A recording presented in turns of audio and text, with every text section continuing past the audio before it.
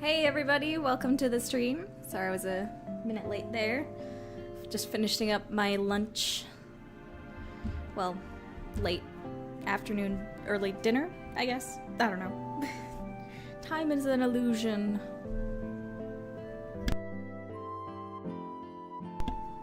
How are you all today? I'll go ahead and announce this on my Twitter and Instagram and such and so forth.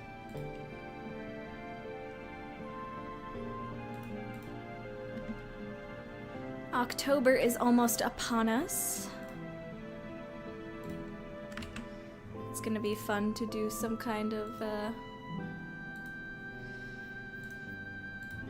October stream maybe.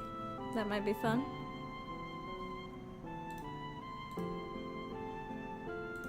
Or maybe I could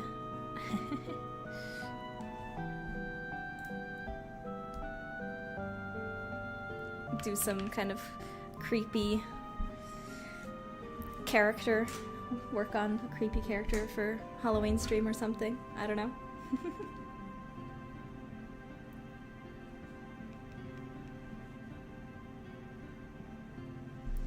In any case, what we are working on today is SEABROOKE, once again. We've got to work some more on... Last time we did some good work on his pants and his hooves and such, and his arm, but what he really needs right now is more work on his apron and the shirt. So I think I'm gonna start working on the apron. But first, let me go ahead and notify everybody the stream is starting. Alright, there we go. My announcements are put in.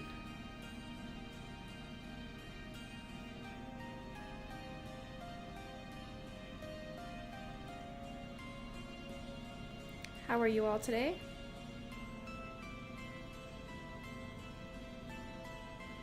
Oh gosh, hold on. I need to copy the link. Okay.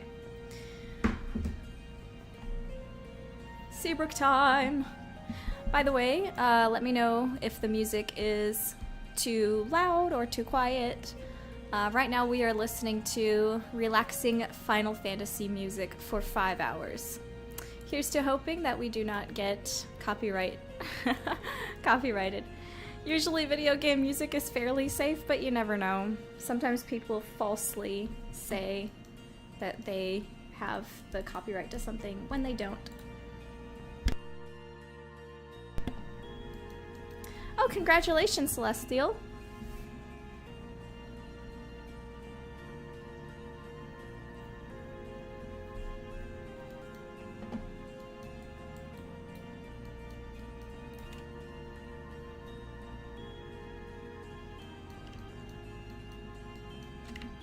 So first we need to freeze the apron so that nothing else will be painted.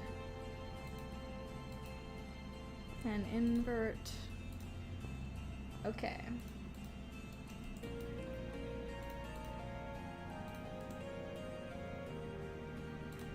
I'm gonna make a new layer just for today's painting progress, so that way we can easily check how much progress we've made.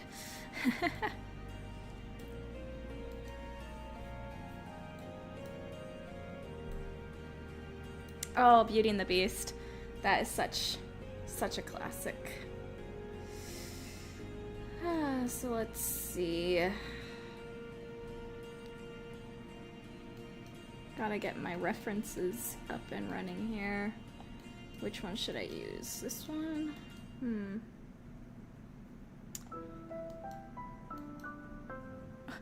Wait.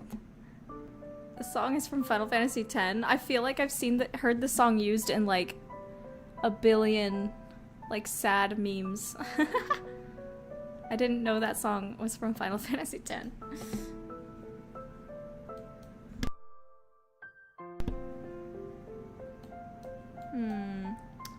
Should I use this one? I don't know.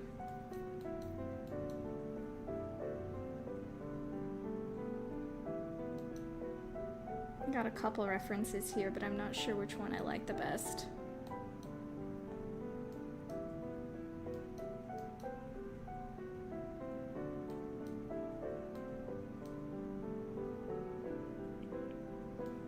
I think I like the top of this one.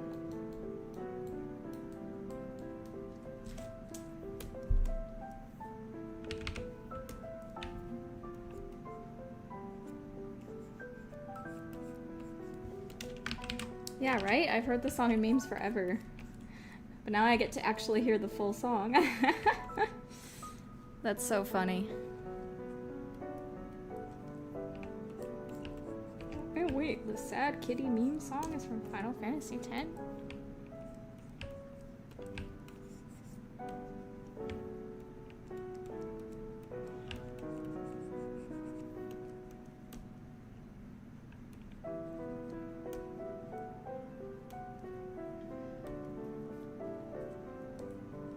Oh, Phoenix, you had your first official online Zoom class today. That's awesome. How did it go?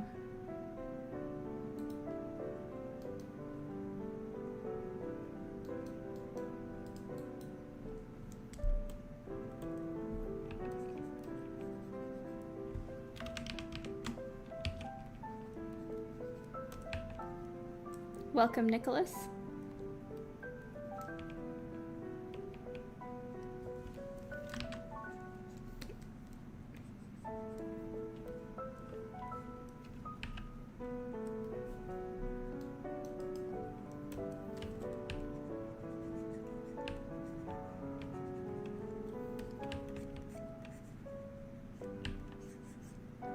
Oh, the basics of Maya.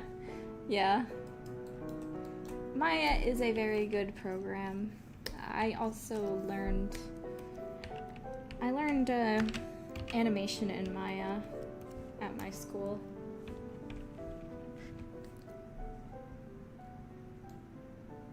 Welcome, multi-fandom.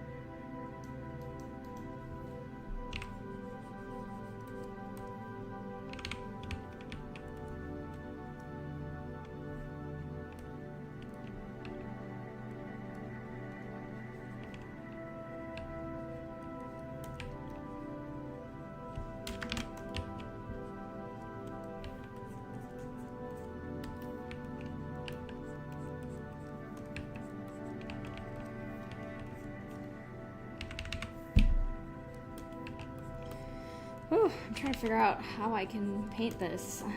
I don't have exactly the reference that I'd like to have, but I'm gonna try. This might be a little tough.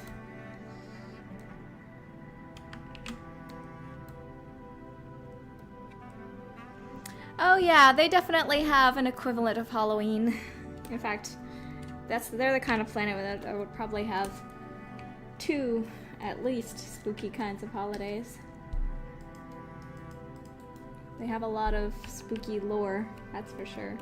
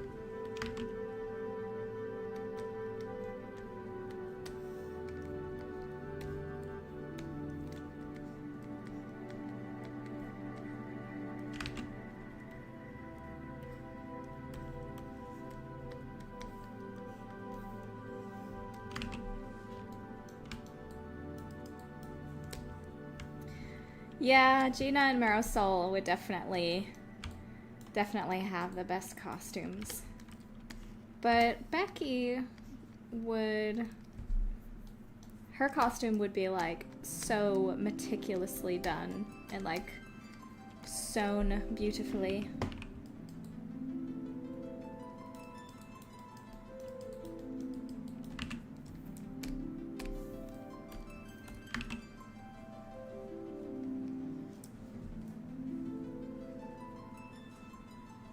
Marisol would not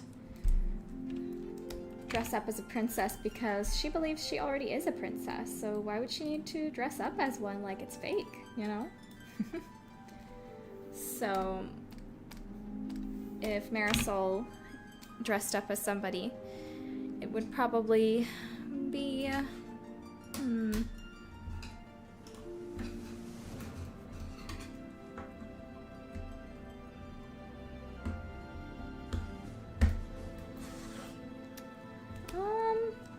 you know, she'd probably dress up as like her favorite forensic analyst or some kind of like, or she'd dress up as like a dead body, like her favorite dead body from a TV show or something. Like maybe there was somebody who was like a murder victim in a movie or something, and she was like, whoa, the makeup of the dead body is so cool. I want to do that on me.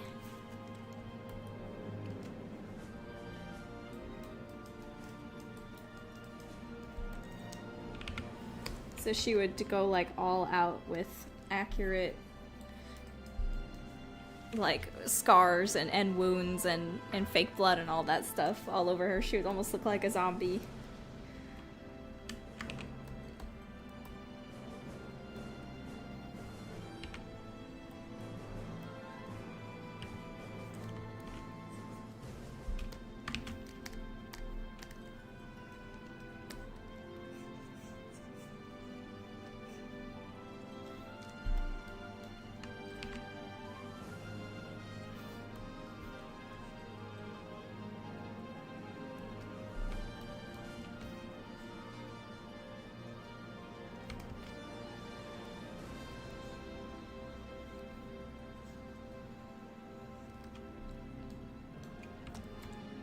Yeah, they'd probably like FNAF.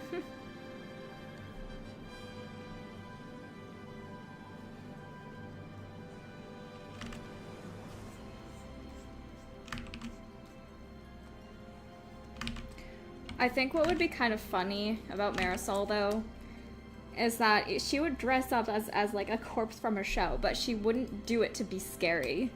She would do it just for the love of the game. Like, she wouldn't intentionally want anybody to get, like, grossed out by her costume.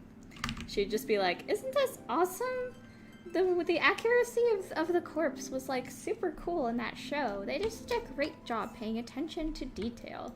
And then, like, her friends are, like, gagging at the sight of her extremely accurate makeup.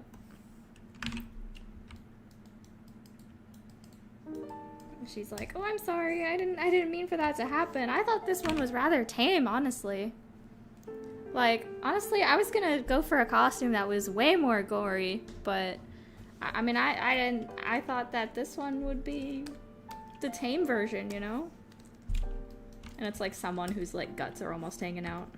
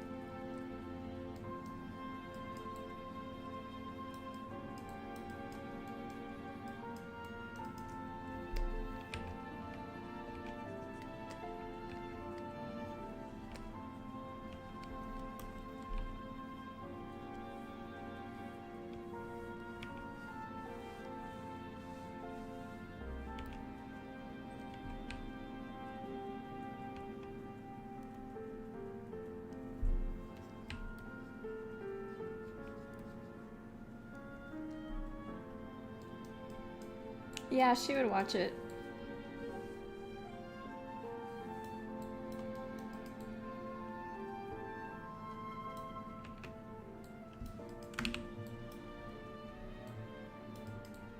Not that she probably should.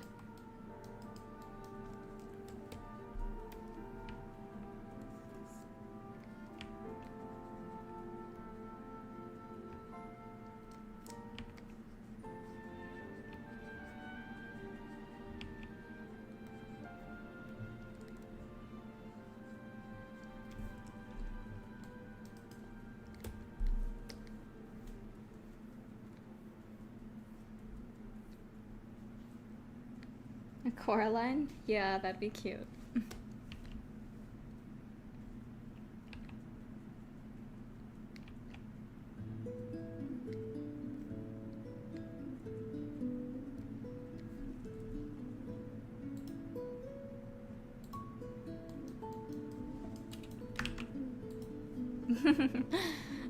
I'm glad that they're relaxing. The Final Fantasy music definitely helps.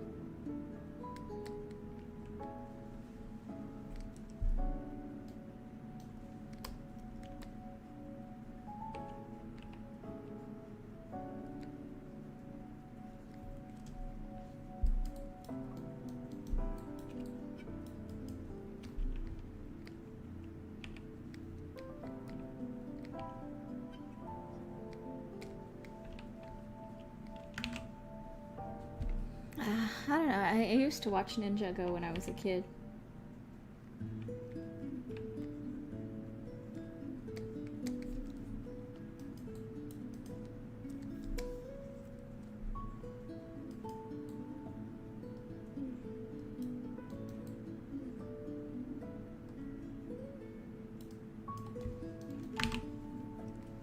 Okay. Now,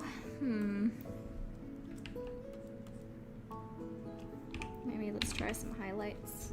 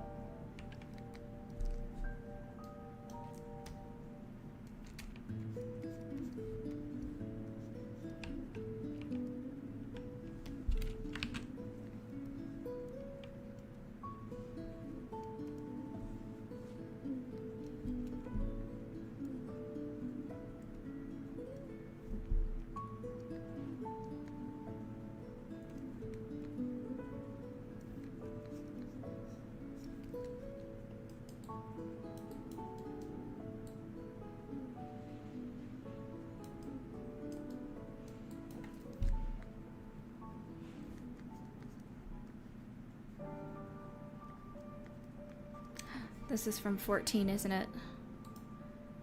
Yeah. Man. This was such a sad part of the game.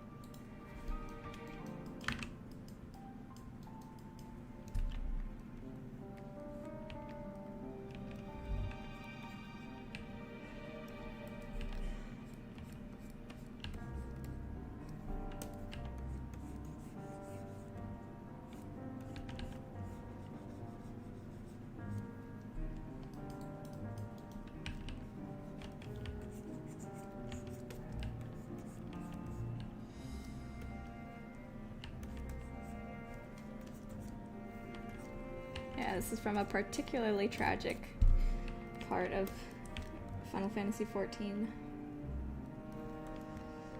I'd like to get back into that game, but I heard the newest expansion is not great. I'll probably wait until next expansion. I hate having to pay games that have monthly subscriptions. It makes me not want to get back into them, even if I like the game.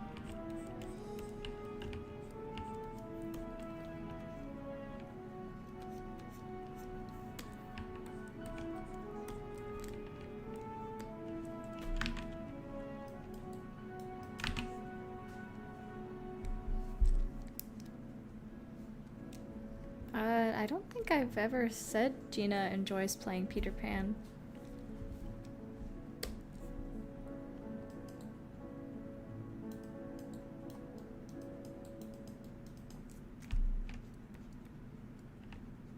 Where'd you get that from?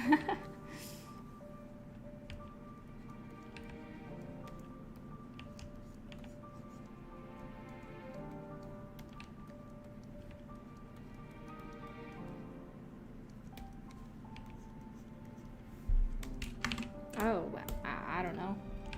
She probably, I don't know.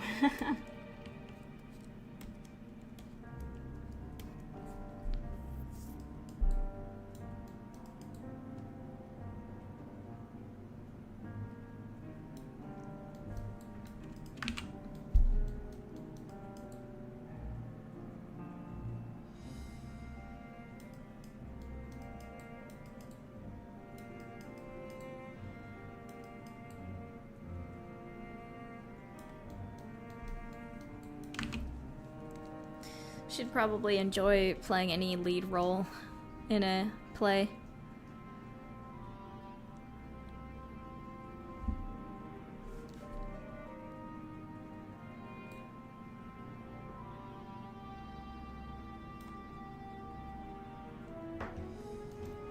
I have played Psychonauts. That's one of my favorite games ever made.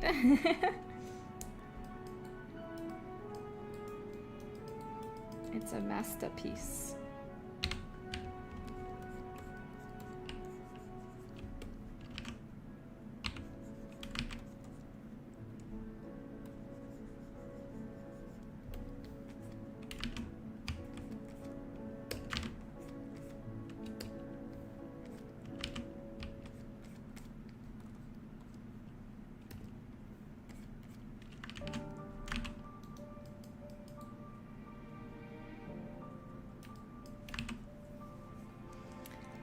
Yeah, the sequel is great.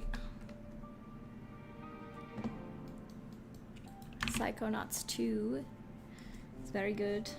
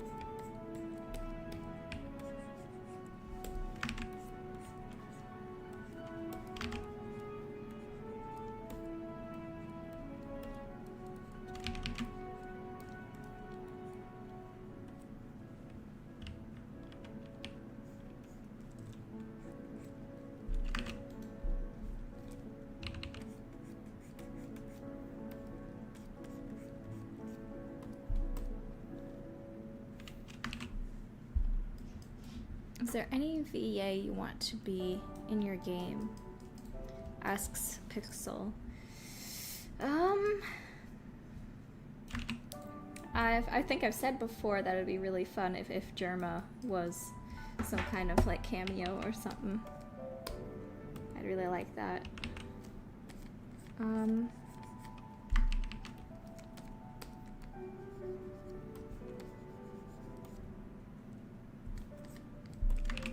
I have to think about it. Like if there was no budgetary concerns, then I guess there are a couple people. I don't know if I can think of any on the tip of my tongue though.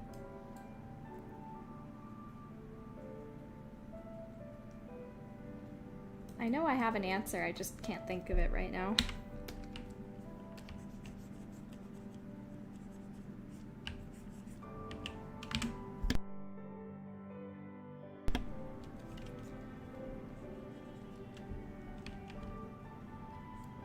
Germa is a streamer on Twitch.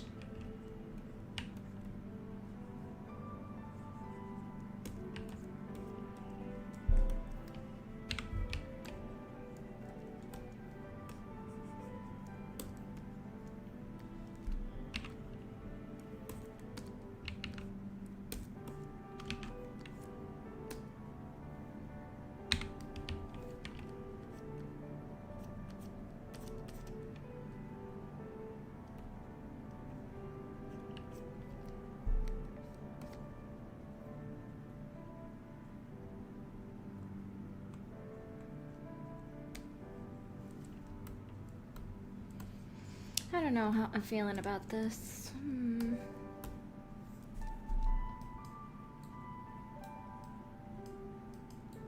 not feeling it. Not really feeling it.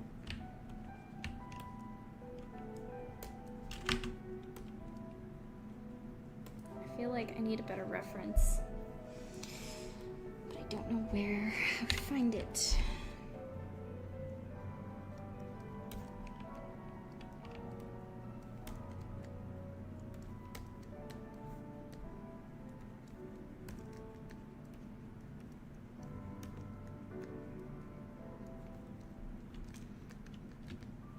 I could definitely use some stains, but I kind of just mean like the shape in general before I do like the stain detail. Oh, but that's the thing. I wouldn't be able to wear the apron because I don't have this shape of a body. Maybe I can ask my dad, but he's not like this size either, so I don't know. I'll come up with something.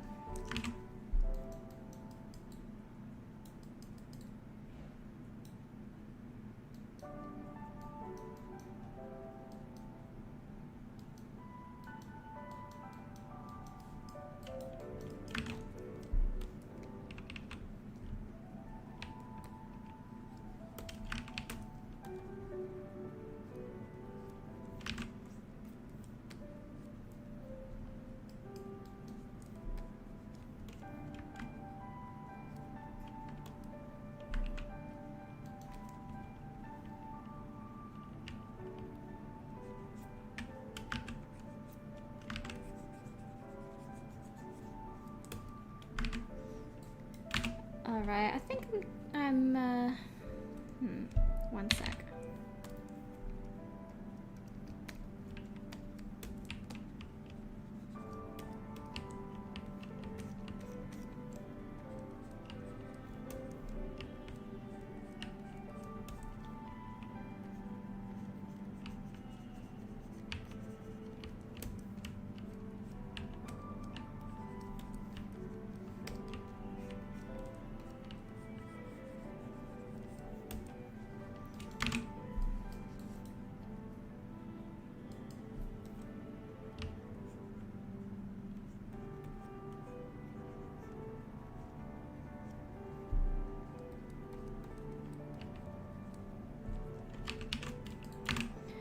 Okay, I think I'm gonna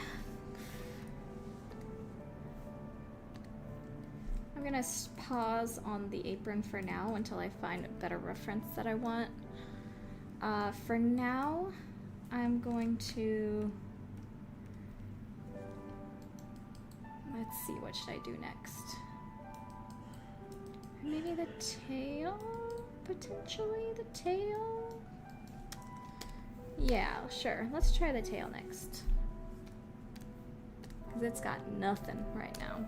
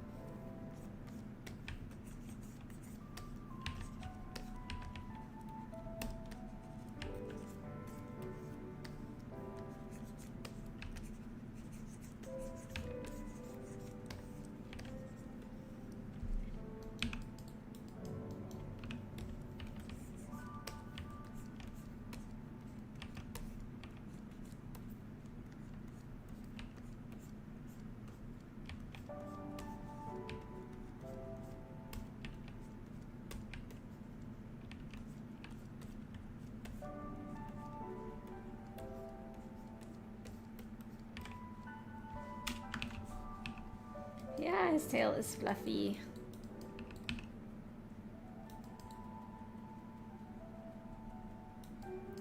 Fluffy detail.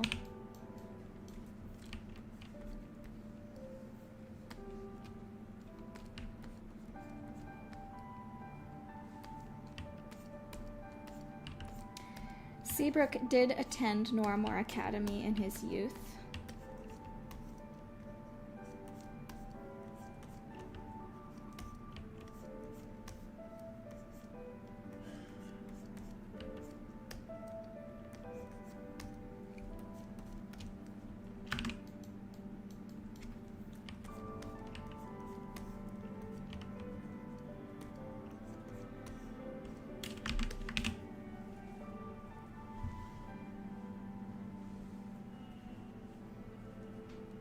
Yeah, I believe, I have to look back at what I've written for him, but I believe after he graduated, he went straight to the Navy and stayed there for many, many years. In fact, I think he was in his 40s by the time that the war started.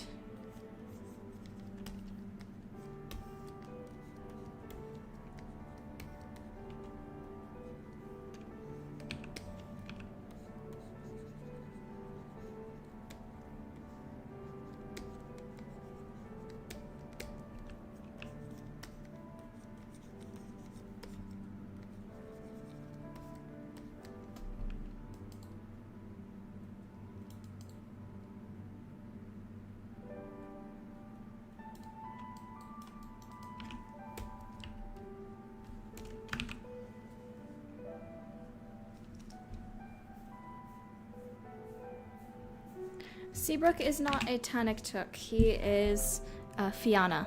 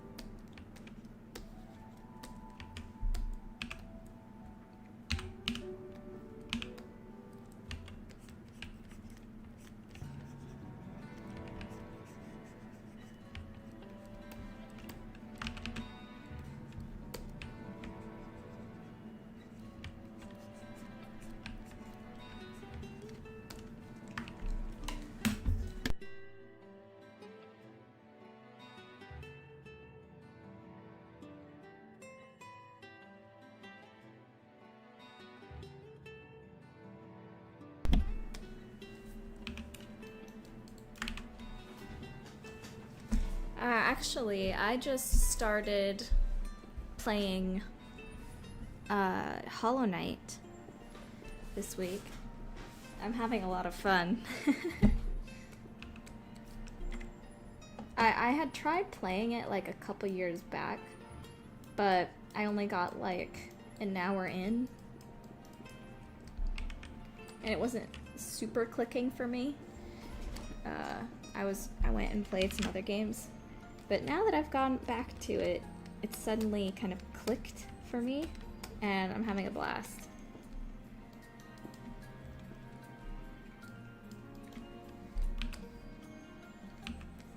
It controls so smoothly.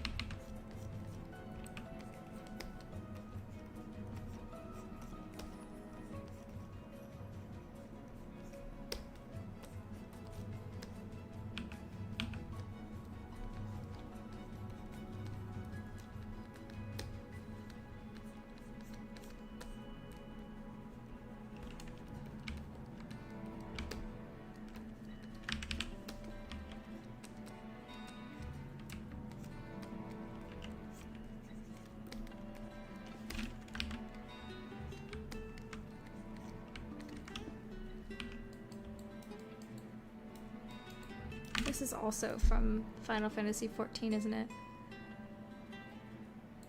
Yeah.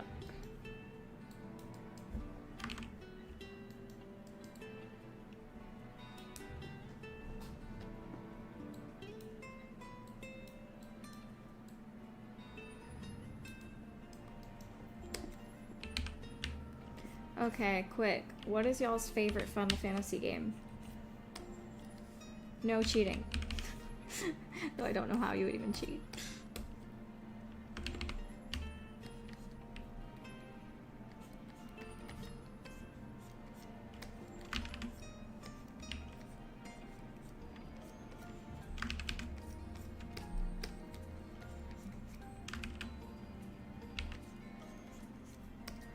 $14 is definitely up there for me, but I think I gotta say 7. I gotta say 7. Cloud is literally like my favorite character ever.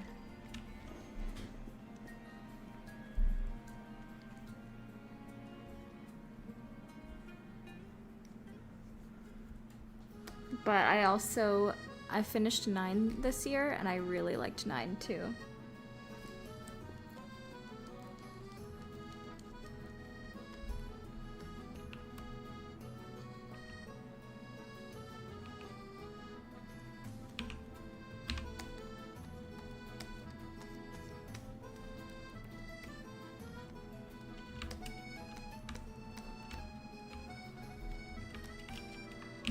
There are a lot of games because it's a big franchise and they've been making games since like the 90s.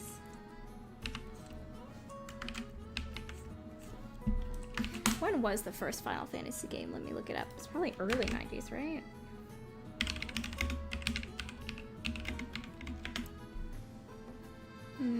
1987. Goodness gracious.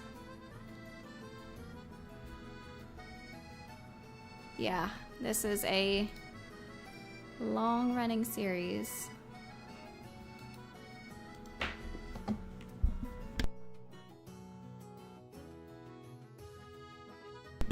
Oh yeah, Fort Condor was not great. Yuffie, Vincent, yeah, they're fun.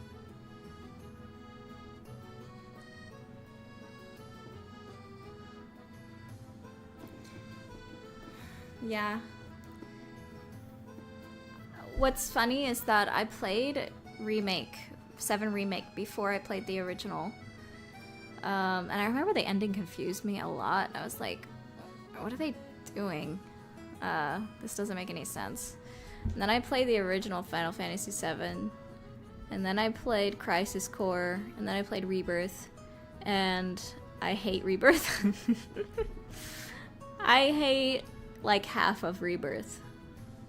But I adore the other half of Rebirth. I have very... like, probably the most mixed feelings I have ever felt about any fictional thing in my life about Rebirth and Remake. But that's a whole other discussion. A very, very long discussion.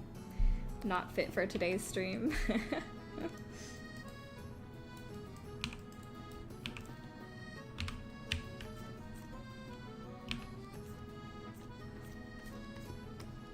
As someone who has no nostalgia for Final Fantasy VII, I still have a lot of flaws with it. A lot of flaws with the remakes.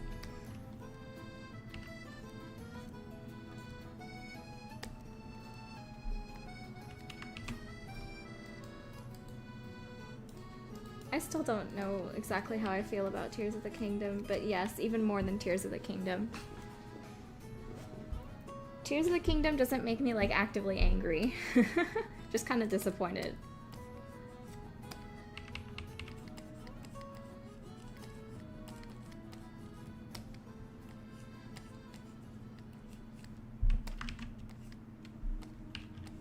Rebirth is something that made me actually, like, physically angry at the end of the game. That doesn't happen to me very often.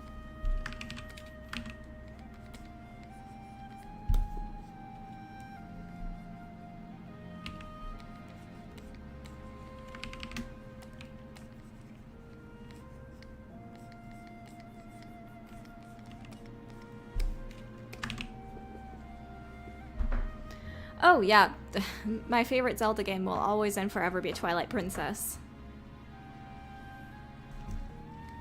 Always and forever.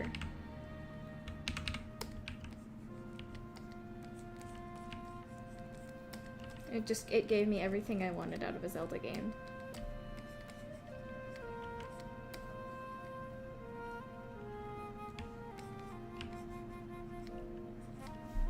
Oh, you mentioning Telltale games, actually, it reminds me of something I am really looking forward to. Hold on.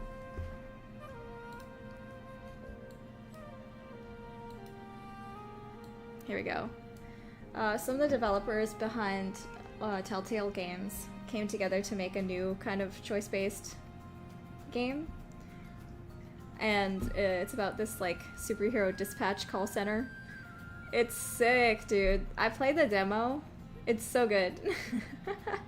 I'm really looking forward to it. And it's finally, they finally gave us a release date. It's coming later, October. I highly recommend playing the demo. I really enjoyed it, and I am really looking forward to the full release. And it's even releasing episodically, which is kind of hilarious to me. They're bringing back that old Telltale episodic release format, which is fun. The demo was really good.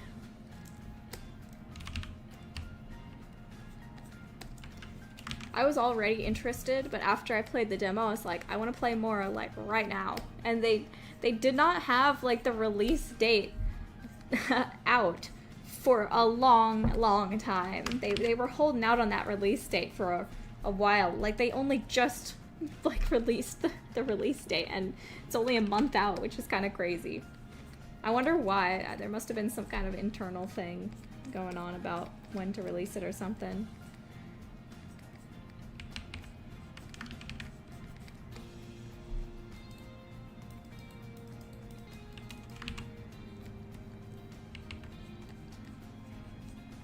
And the animation looks really clean for one of these choice-based kind of games. I'm trying to figure out if it's all pre-rendered or if it's running real time. I haven't been able to tell.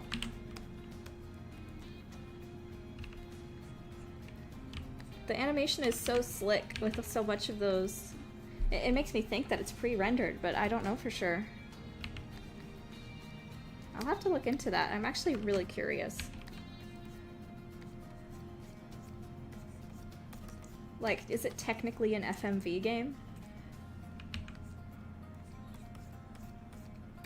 Because if all that animation was pre-rendered, then it's pretty much just an FMV game than anything.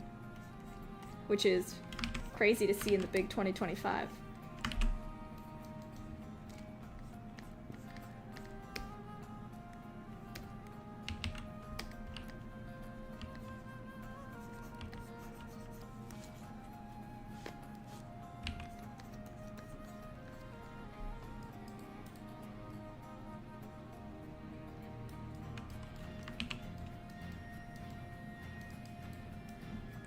Which one is this one from? I think I've heard this song before.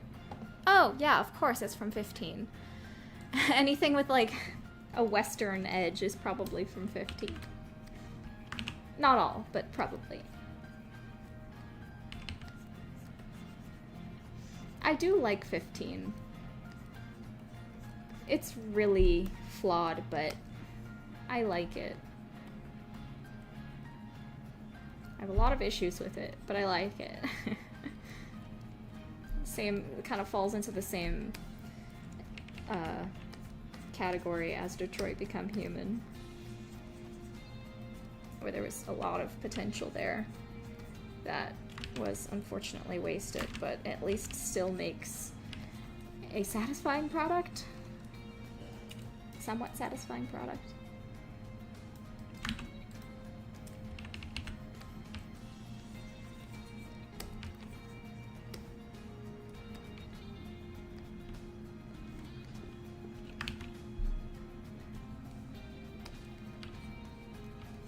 Yeah, that song is great.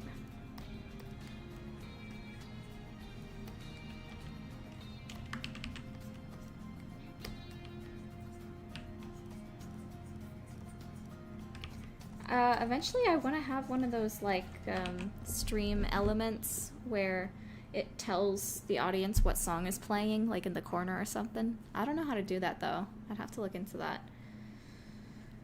And can you even do that with YouTube? Or would I have to use, like, Spotify to make that kind of plugin work? I don't know. Let's see, which game is this from? 6. Yeah, I haven't played 6 yet. I know that's one of those Final Fantasies that is one of the kind of the core best Final Fantasies. I also have to play 10. I've played 7, 9, 15, 16, and 14. And 14 I played all the way through the end of Endwalker.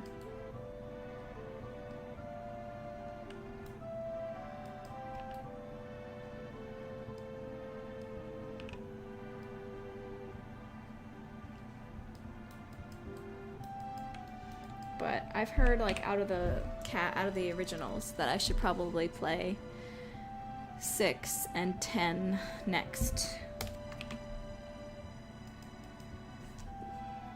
Yeah, I know Kefka's from that one. Because of all the times Josh has talked about it.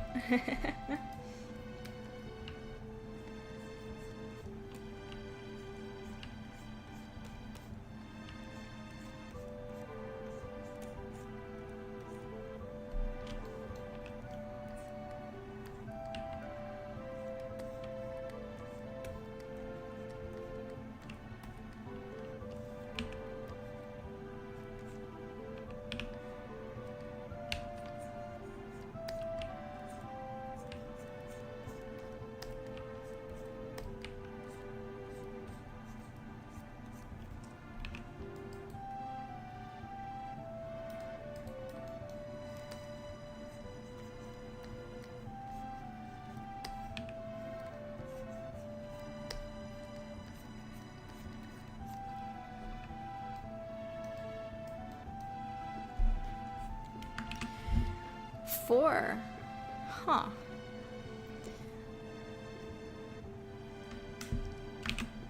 Four is one of the good ones.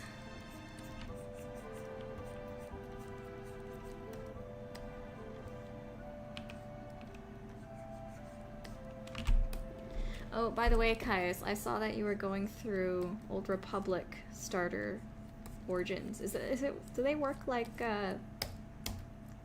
they're like starting class quests basically? Is that what they are? Like origins in Dragon Age Origins?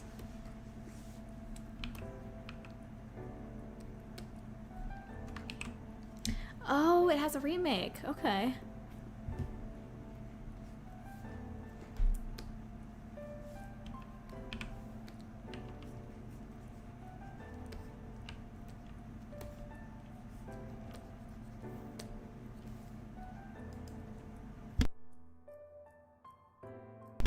This song is definitely from 14. Yes. Okay. Yep, it is.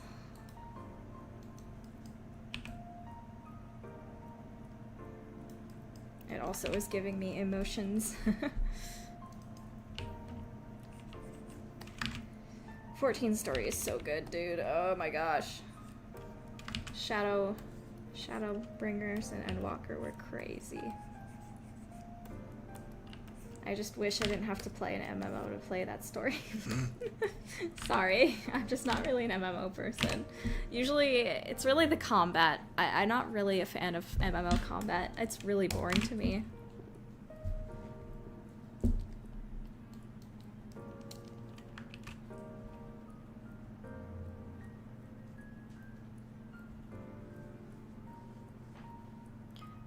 In vanilla Old Republic, all 8 classes have their own 3-act story. They can contain RPG. Then the expansions start emerging into one storyline. Oh, okay. That's cool.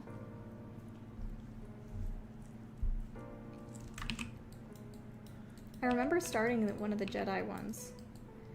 I do kind of want to try it again, but I really need to play the actual Old Republic game first, probably.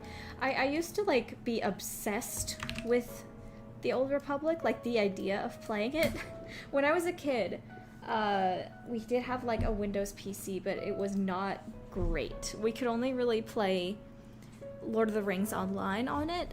That was like one of the only MMOs we could play on it, and I remember really enjoying Lord of the Rings online.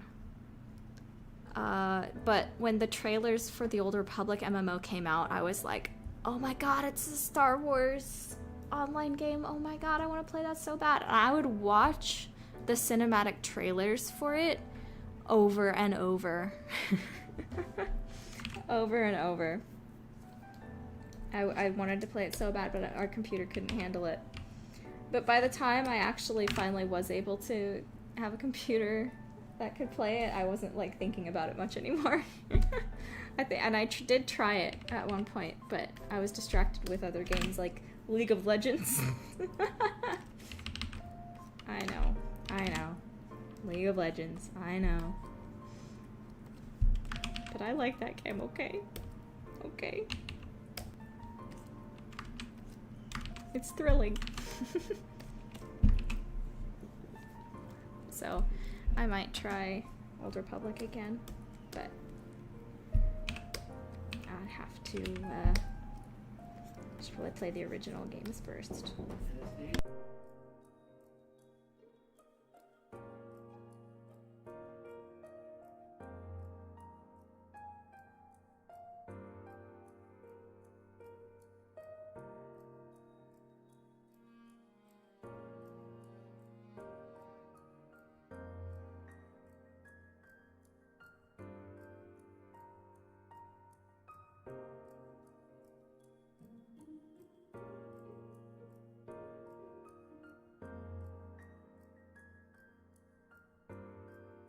Sorry guys, one sec.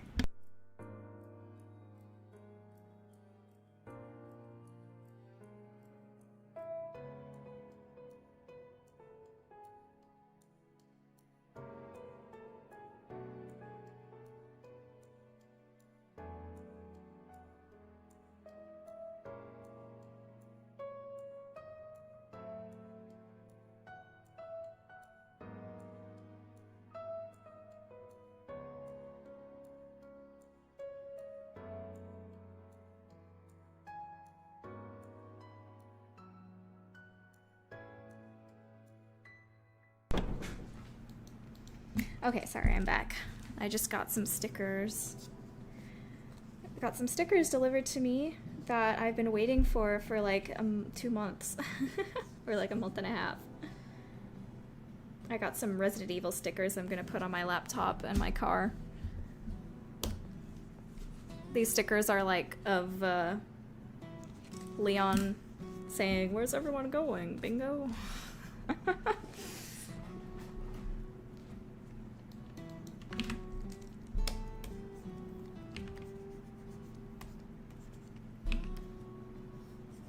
Do y'all have a favorite Resident Evil game?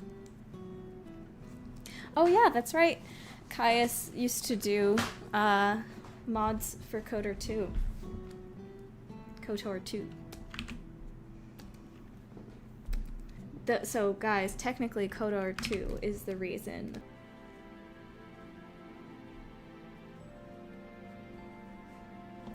Obviously my favorite is 4.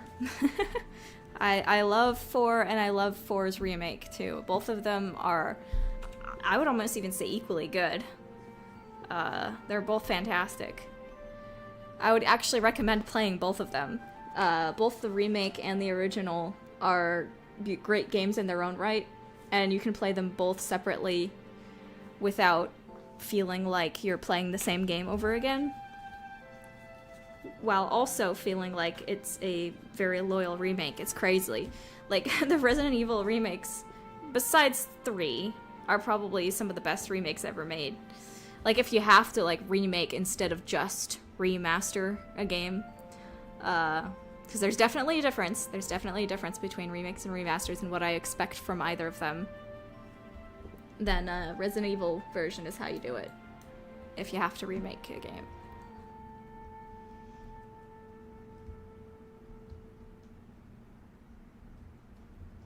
Anyway, yeah. I'm glad that they arrived safely and soundly.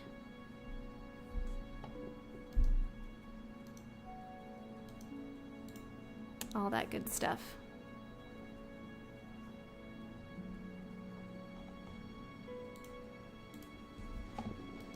You don't know why, but you really like Lady Dimitrescu. Is it Dimitrescu? I haven't heard.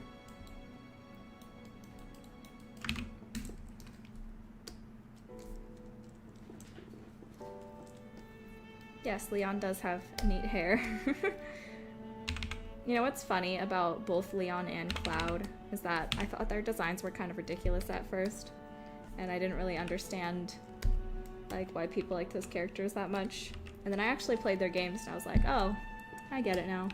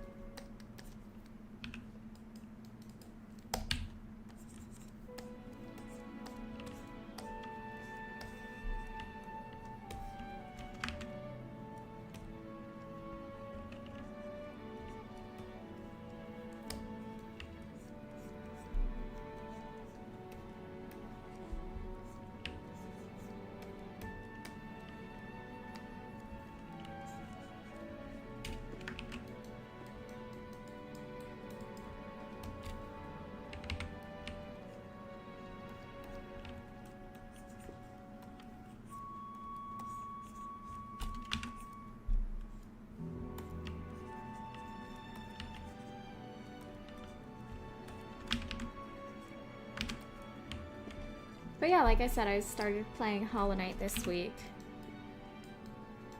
and it was so fun. I'm excited to play more and explore more around the map. The only like really scary part, I'm so frustrated at myself. I lost like 1,000 of the little money things in that game because there was a platforming section I was struggling with, and let's just say I died twice without being able to get my money back, and then I lost $1,000. It sucks, dude. I'd even like beat like a mini boss and got like 300 geo from it. I lost it all. I lost it all. But now I found out that there's a bank that you can put your money into. So I have to unlock that. I'm in the like mushroom jellyfish kind of swamp area right now, and I'm not liking it because I am not able to unlock the map yet for that area. So I am wandering around lost, and then I died again, and because I don't have a map, I don't really know where I died. So I don't know where to pick up my money, and I had like 600 bucks, 600 geo in my on my dead body right now, and I can't find my dead body. I don't know where it is. Ah! I was so frustrated, I like looked up where to find the map in that area. Because the thing is, I did know the room he was in, because I'd heard him singing in that room, but there was like a shadowy wall in the way and I couldn't get past, so I looked up like, how do I get the map in this room? I can clearly hear him singing in this room. But apparently I don't have the ability. I need to get past that wall yet, so I don't understand. Am I supposed to like go through this entire area without a map to get that ability to then go and get the map? Because that is crazy to go through an entire one of these areas without that ability. Am I just like, I've been trying to explore every cranny and nook and cranny of the map that I can, but there's some areas I just can't get to without a certain ability yet. So I'm wondering, am I supposed to be in the swamp area yet? It's like, to me it's like the third area.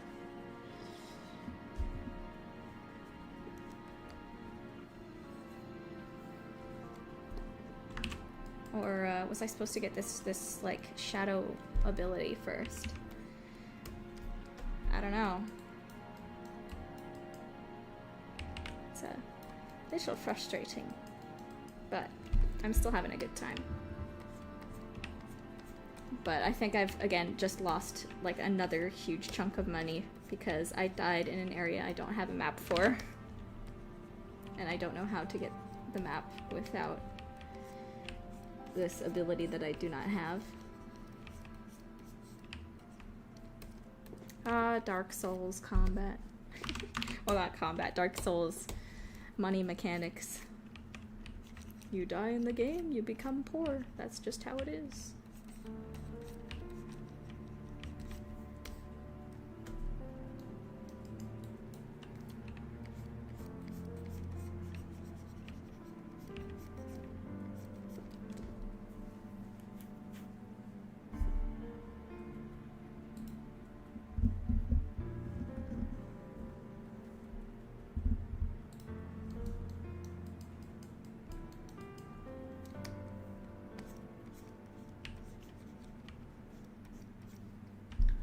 I've heard the game Midnight Walk. I don't remember what it is though. What is it? I mean, oh yeah, this is the one that is like stop motion kind of style.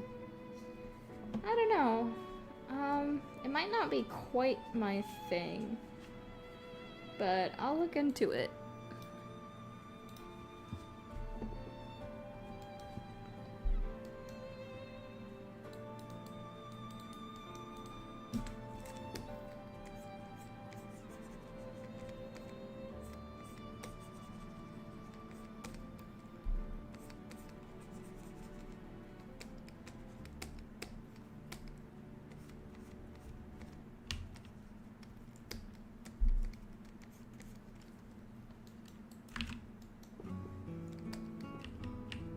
Well, Taylor, that's a bold statement. How well do you know me?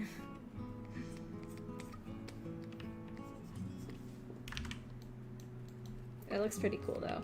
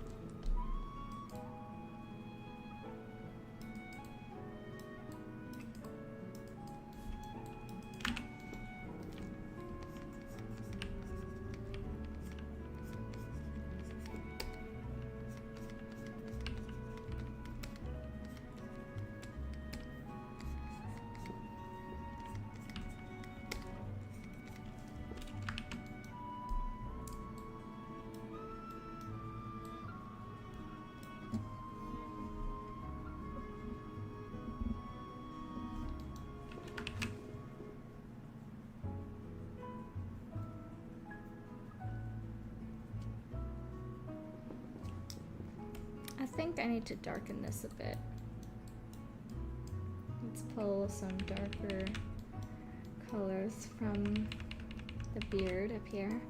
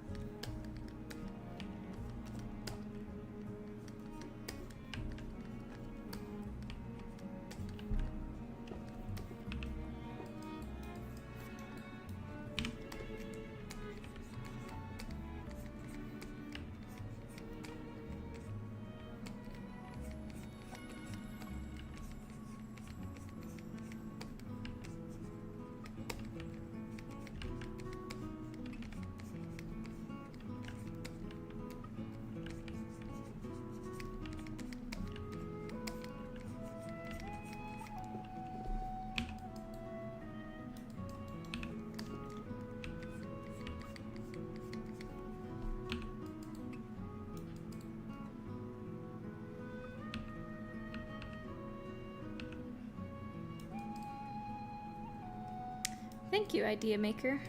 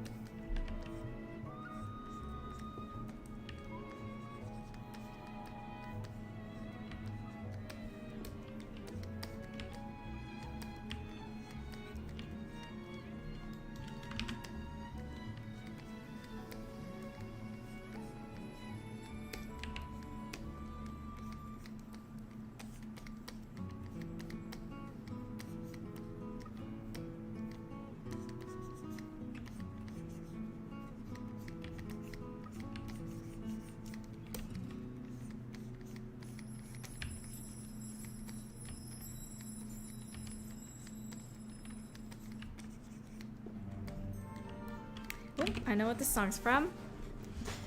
15.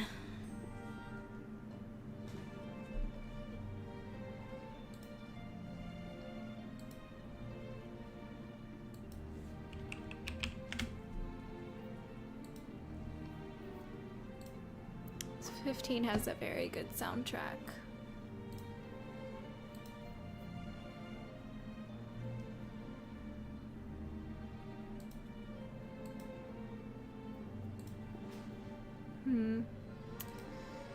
I think we're just about done with this tail.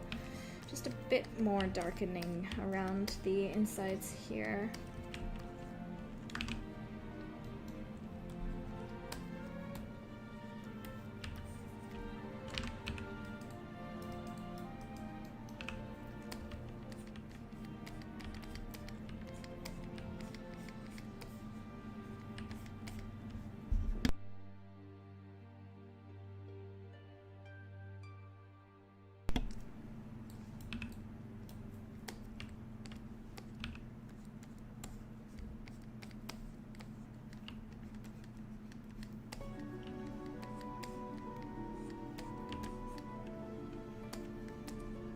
thought this was the Great Fairies theme at first from Zelda, but no, this is Final Fantasy.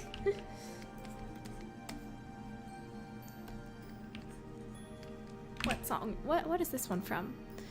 Final Fantasy VI. Ah, okay. No wonder I don't recognize it.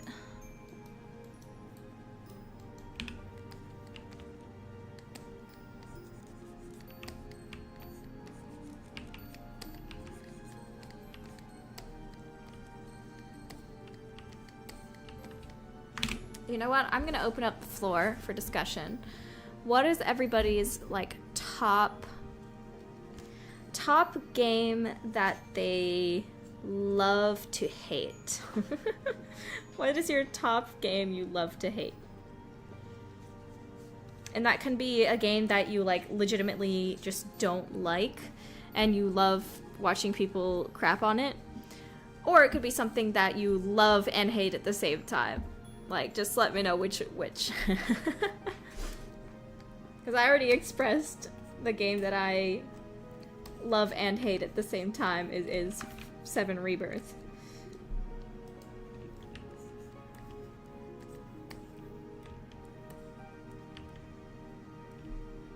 You have to only pick one?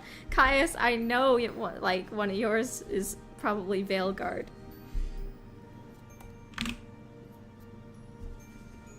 Garden of Banban. Oh, that is an excellent choice. I think I agree with you. I also love to hate Garden of Banban in like a friendly way. Like I don't like actually despise it. It's just fun to joke about, and I don't hate the developers or anything either. I admire them for continuing on despite all of the hate they were getting, you know. And I also admire that they're trying to get better. I think that's a good thing to have. But it is their games are also very silly and very fun to poke at.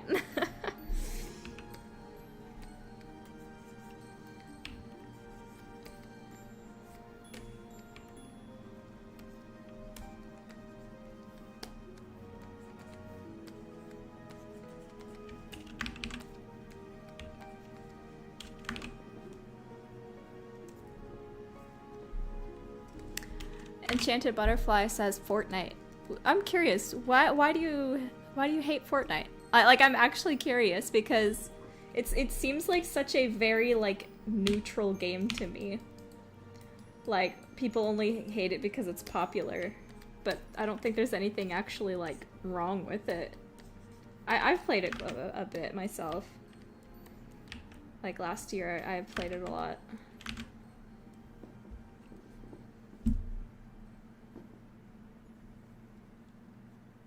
Yeah, I mean, I don't think Garden of Banban games are good, like, by any stretch of the means. The design is not good, almost every aspect is not good, but they're very entertaining at the same time, at least to watch.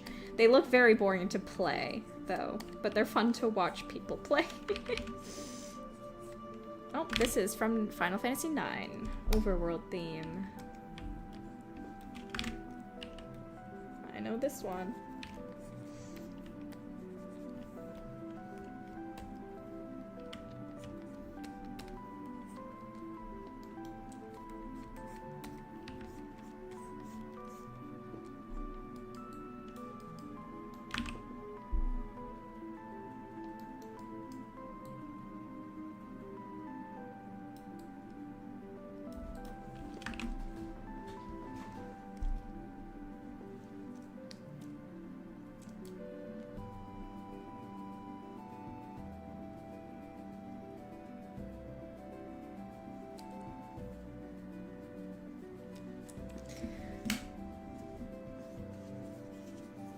Yeah, I've heard that my mom has played through AC of Shadows, and it seemed like it just wasn't very well written.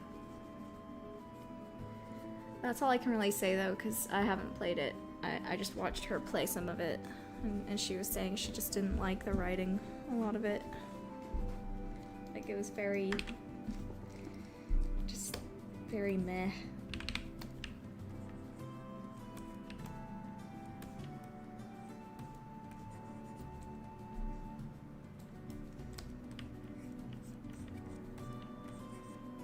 that she really enjoys the Assassin's Creed gameplay loop. That's just something that she enjoys quite a bit.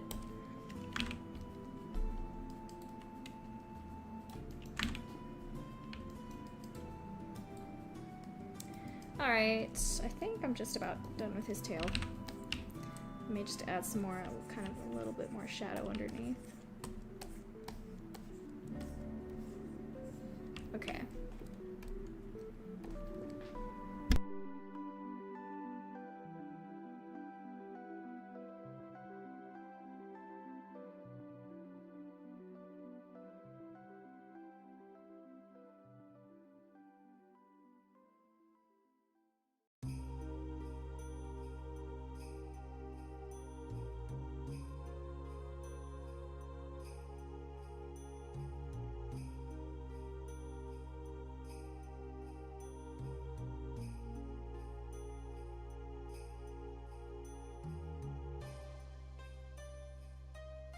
I'm not quite ready for his sweater yet. I need to collect some more references for that because it's going to be like a really thick knitted sweater. So I'll kind of need some more reference on how the like wrinkles and stuff will look on that. So I think I might maybe go for, well, I haven't finished his hair up here or his neck area or his ears. Let me just do his ears real quick.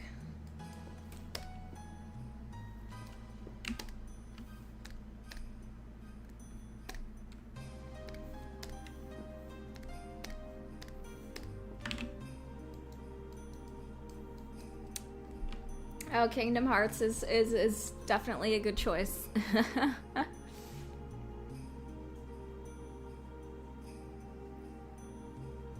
I need to play through them myself, though.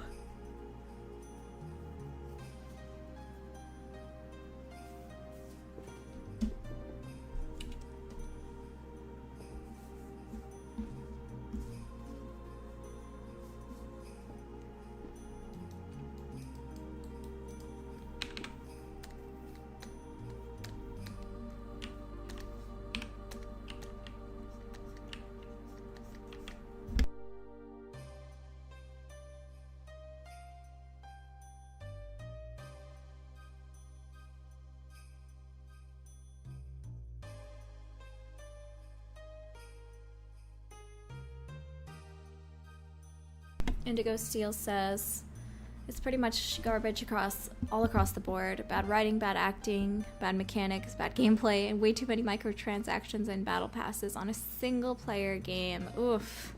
Oof. Yeah. I know, I heard that like they tried to have two different kinds of gameplay between the two different protagonists. Yasuke and the girl, the ninja girl, I don't remember her name. But it didn't really work out because the ninja girl was way funner to play in like every aspect, except that Yasuke was like more, he was way better for combat, but the problem was that he was like too good at combat for a game that's supposed to be about assassinating people.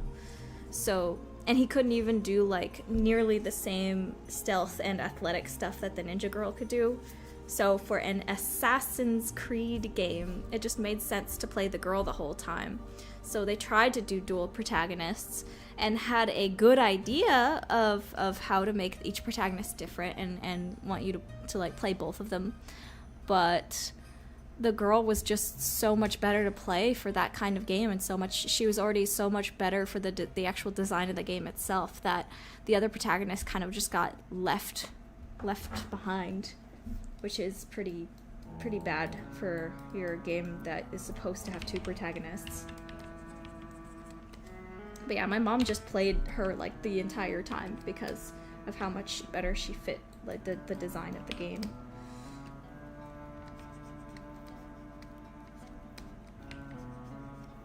Of actually being like a stealth assassin character for a stealth assassin video game. Which is a shame. You never want to have to leave behind a second protagonist.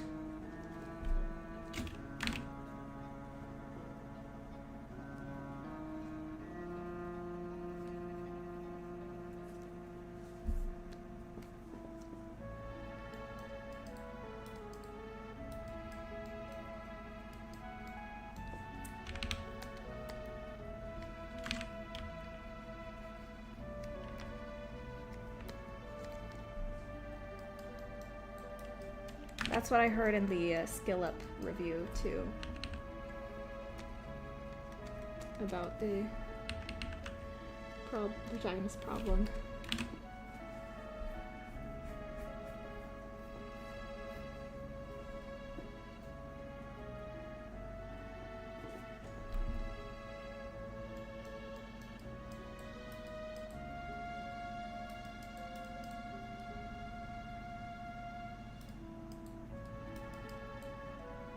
His tail should probably have a bit of gold in it too, but I'll do that later. Just gonna finish these ears first.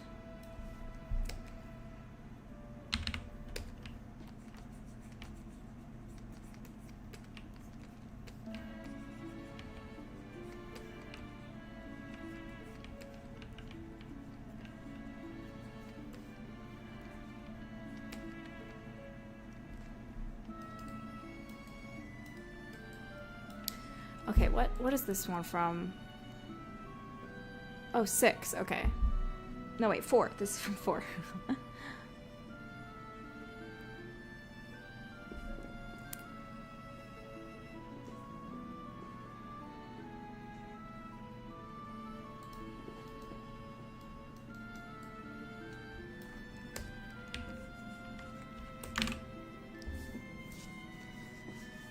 Taylor says, when I think of a game with a horrible protagonist, I usually hear the main character from Soul Calibur 6. I don't know anything about that game, sorry. But you bring up a very fun point. Guys, what would you say is a game that has, like, it's not even necessarily a bad game, it just has, like, the worst protagonist. Like, ever. Like, a game that you cannot stand the main character, even if the game itself might be good. I'd have to think on my answer for that. Maybe Dustborn?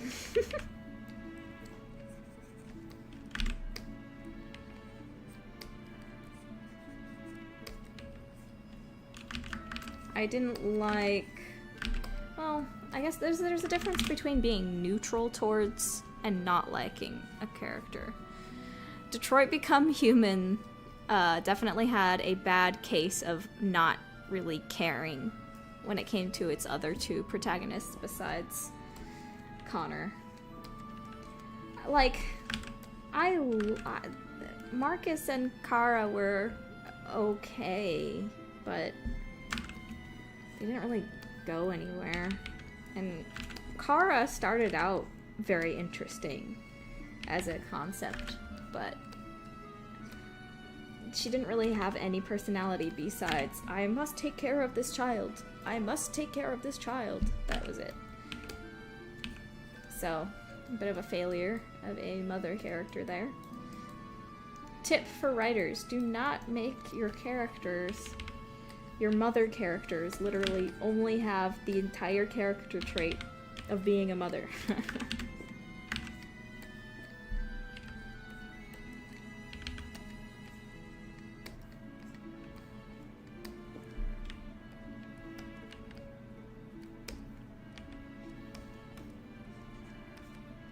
But do we really expect anything more from David Cage? I don't think so.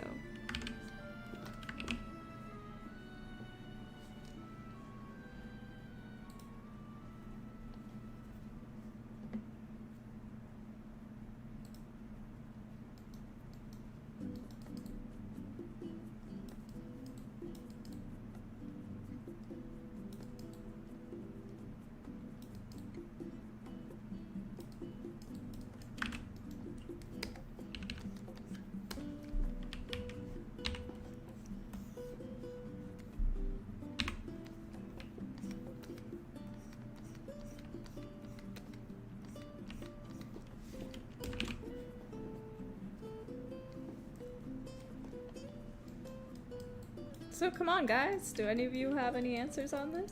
What's like one of the worst protagonists you've seen in a video game?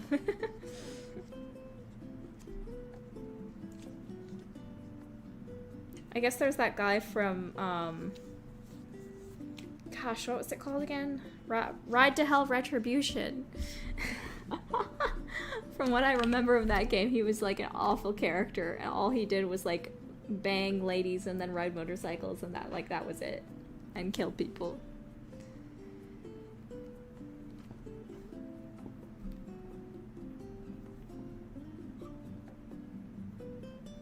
Pretty crazy stuff.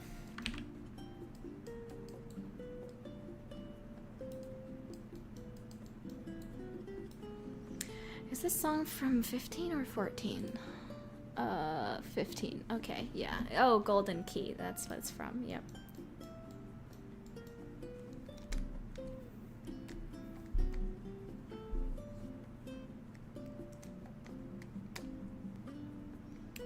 Yeah, Makoto is pretty bland protagonist. He definitely falls into the self-insert male anime character tropes. I wouldn't say I hate him though. He's just kind of there, and he does like move the story along pretty well. He's not like, I don't think he's like terrible. He's just kind of boring. Especially when he's surrounded by such crazy other characters around him in Danganronpa.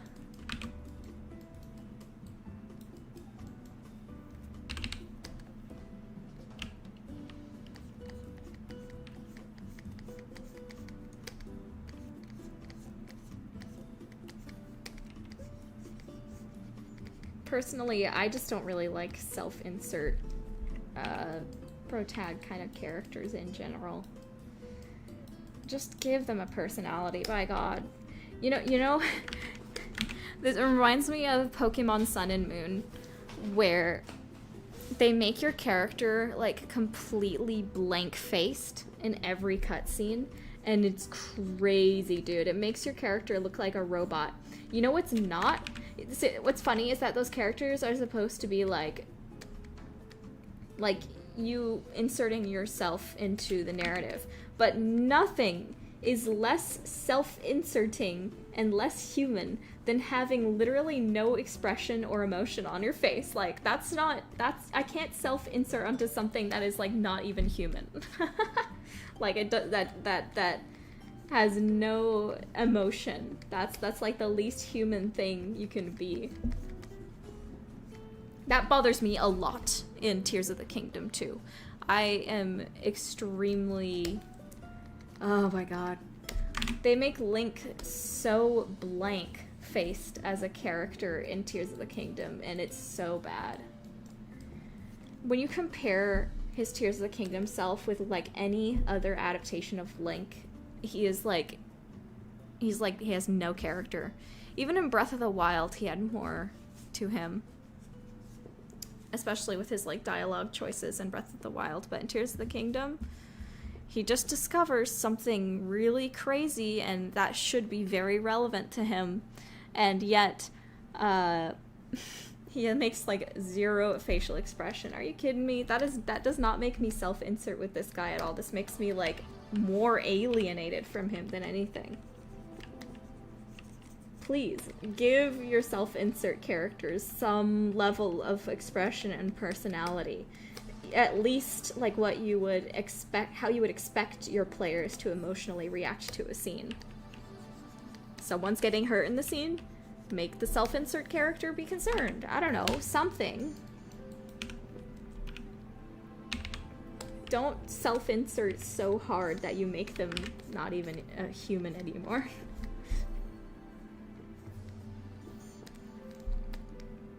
That's why Mass Effect is very based.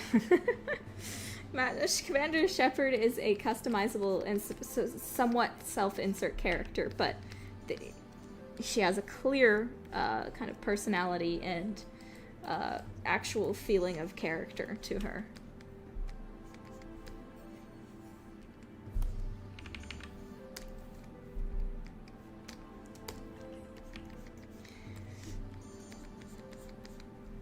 And stuff like Baldur's Gate 3, too. Baldur's Gate 3, the self-insert character does make facial expressions and has a lot of, like, fun things that you can say. So that helps a lot with immersion.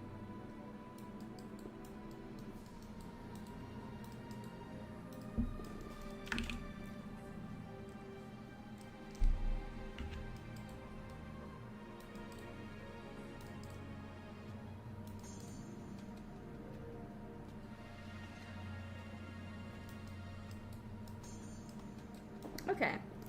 The ears are looking good.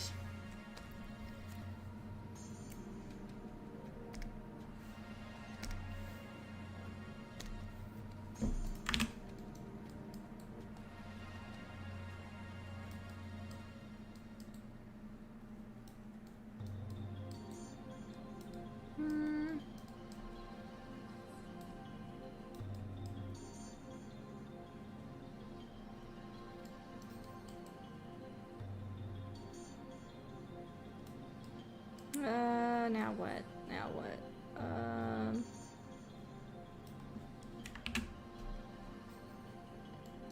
Maybe at the... I'm gonna work on these little things next, I guess. The little joints.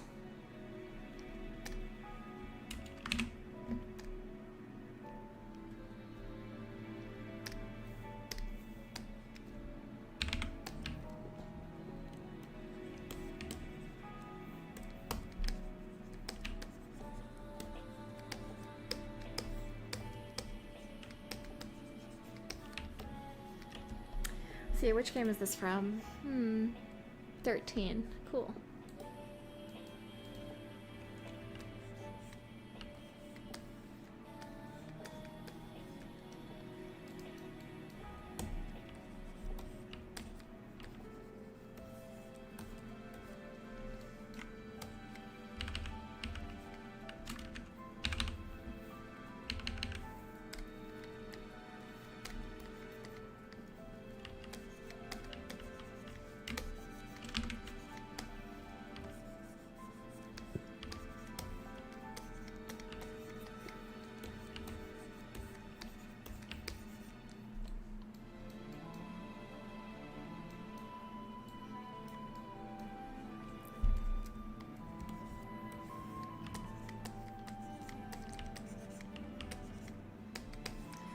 Which Final Fantasy has your favorite setting?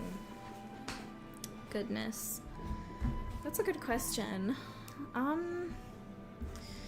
Probably 9 or 14.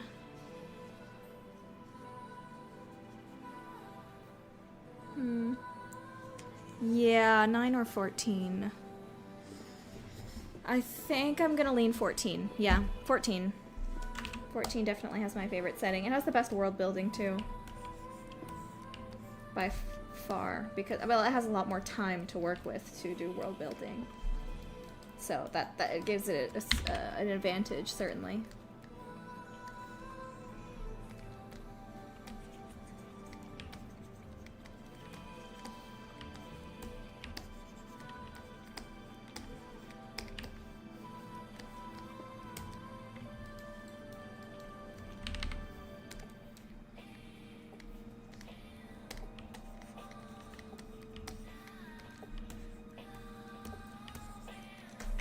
Gotta get this gradient over here, and then I'm gonna blend some of these together.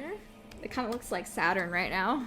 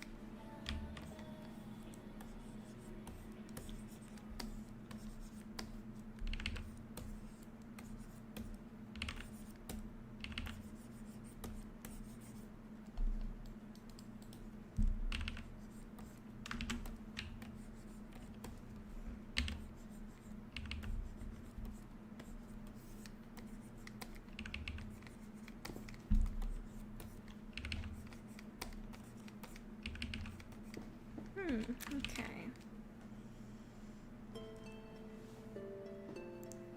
Indigo Stela asks, okay, new question. What's the best character in games? Can't be, not including self-inserts like Shepard or the Dragonborn. Cloud Strife. Unironically, he's like one of my favorite characters ever.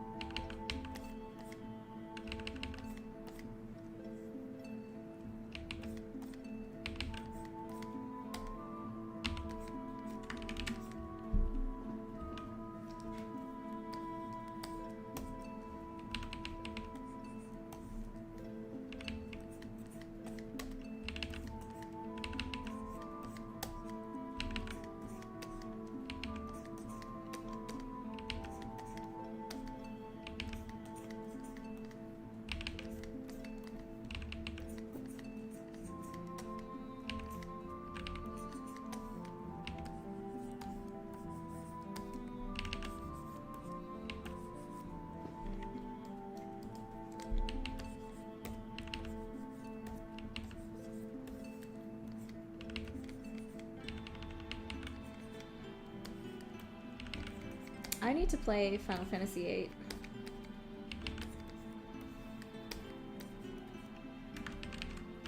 I've heard it's flawed but good.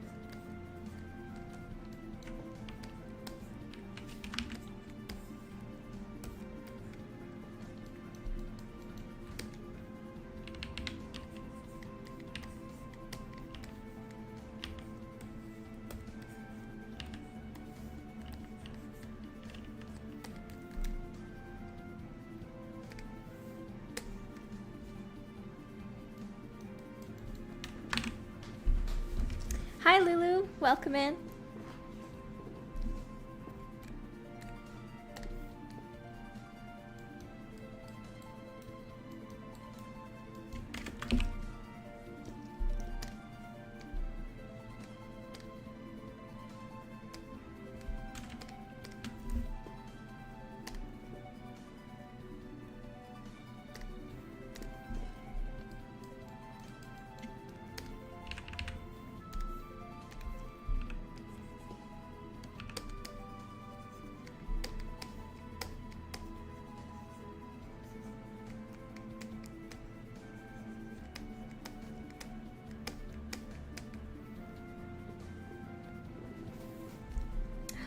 Wait, I'm not supposed to color that bit. Hold on.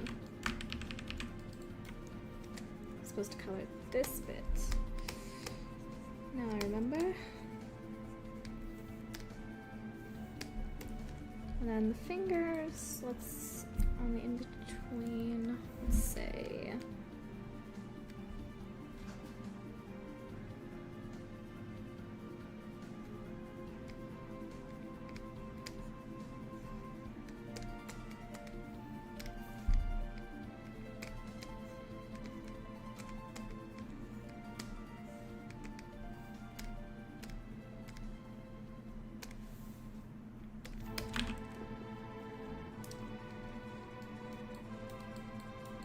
Alright, now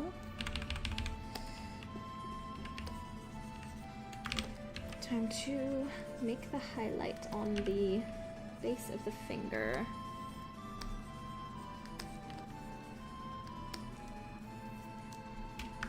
You're watching from your phone and your laptop? Nice.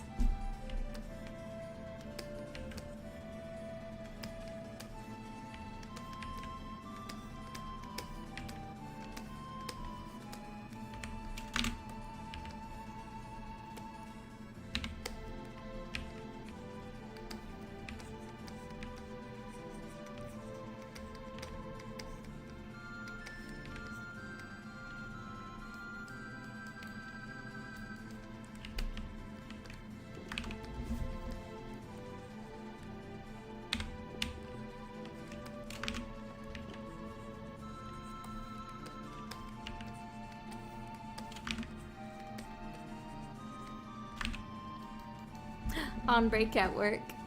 That's fun. Well, welcome in. We're working on LUNCHLORD SEABROOKE. But you can't see him right now. I got him invisible while I'm working on the fingers of his mechanical stone arm.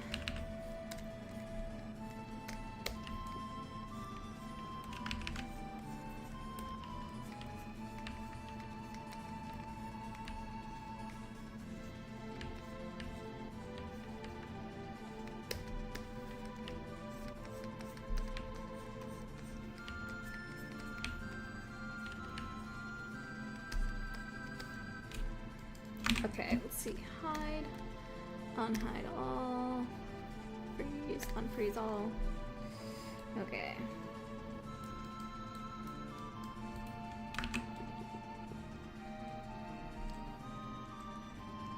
Easier to chat and watch. Yeah, it's definitely much easier to do chat from the computer than it is on the phone.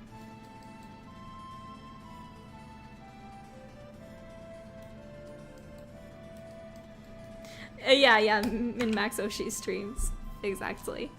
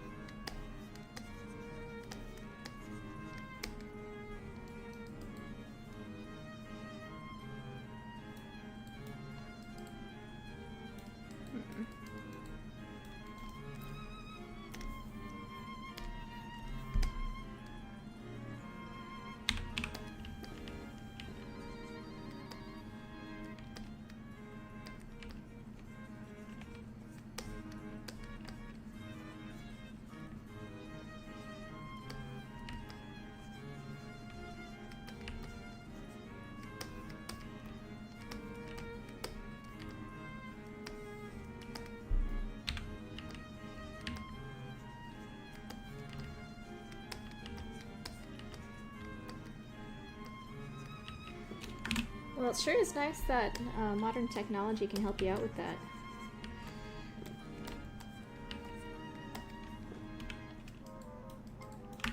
As much as I really hate the ongoing usage of generative AI stuff, what is something that is nice is the increased accuracy of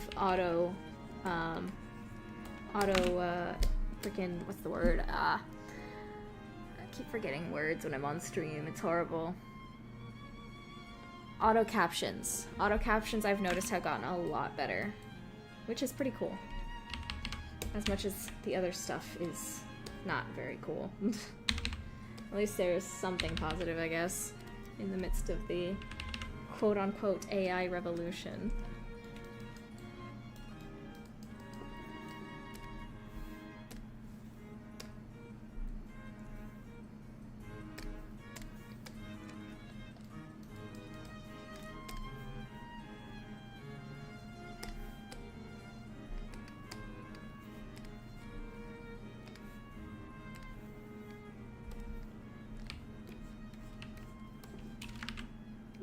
What did I just do?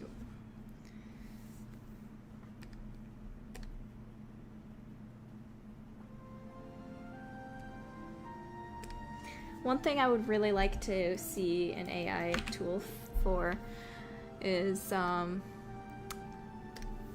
retopology, but AI bros do not care about what artists actually need to use generative tools for.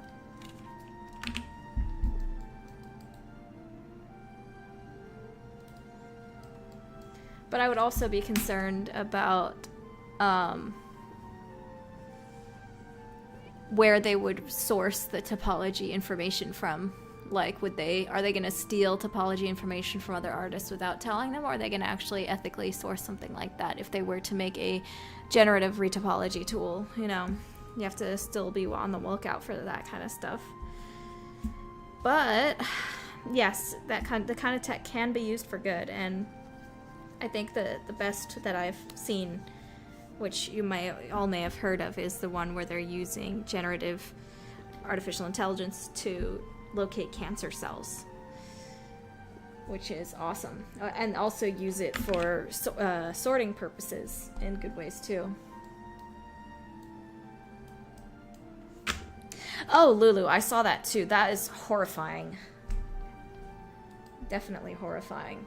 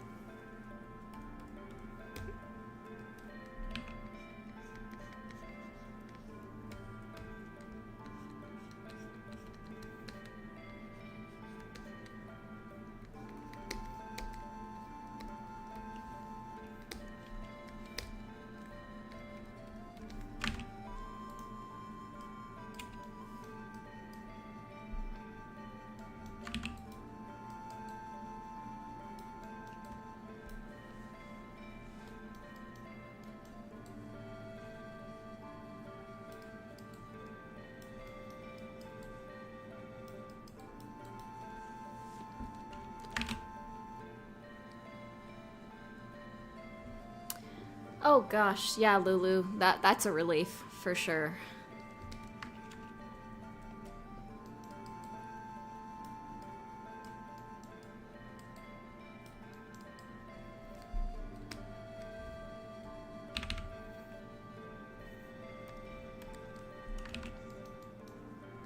Yeah, totally.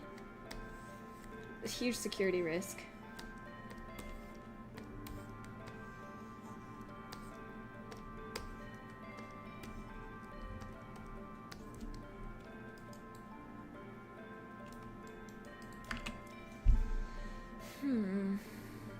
Let's see. I'm thinking about adding some golden circuitry lines to his arm.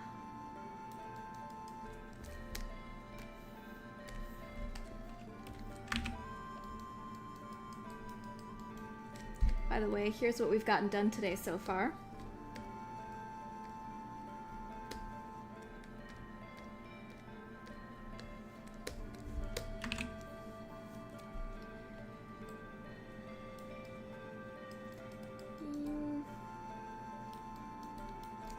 Maybe I'm gonna do a little bit more detailing on the rocks here.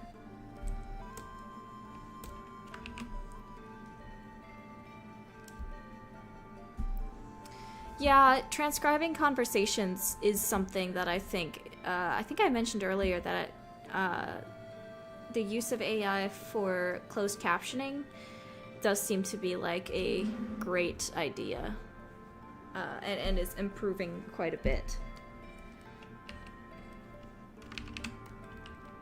It's of course not perfect, but it's a lot better than auto captioning used to be. And as long as, yeah, you have permission to record those conversations, that definitely seems like it could be a good use.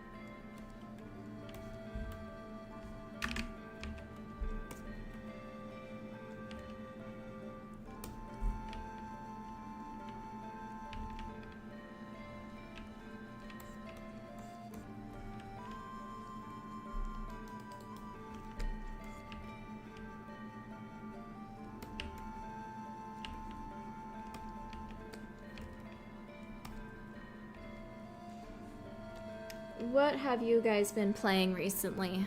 Or reading recently?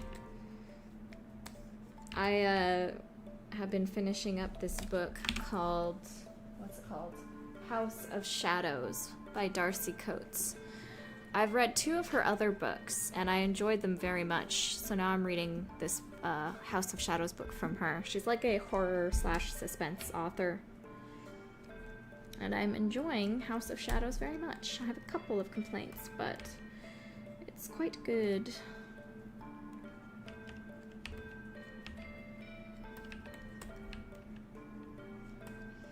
Actually, my biggest complaint is that it doesn't seem long enough.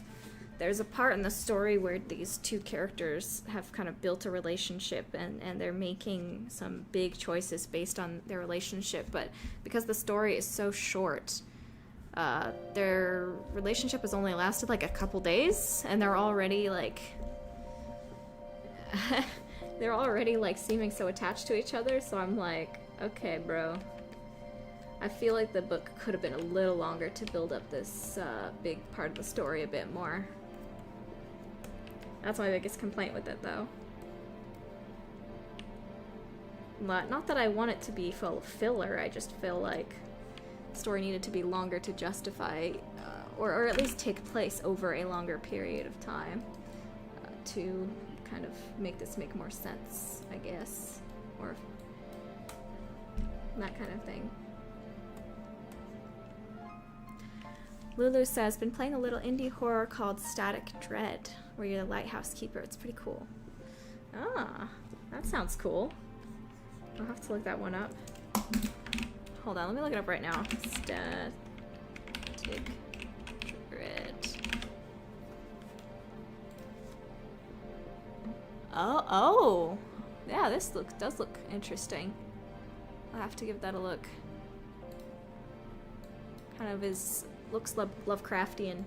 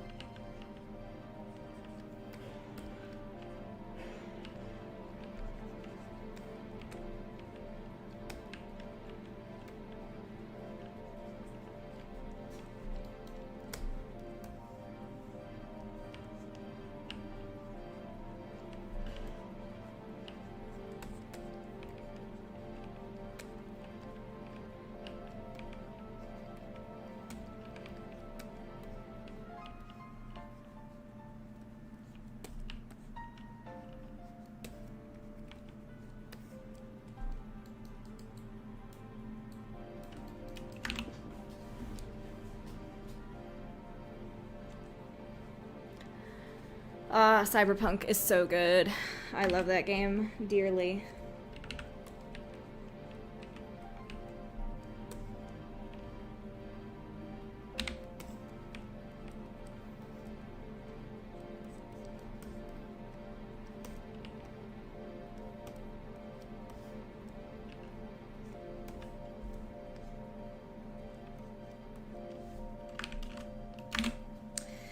Have fun at work, Lulu. Hope it's going well.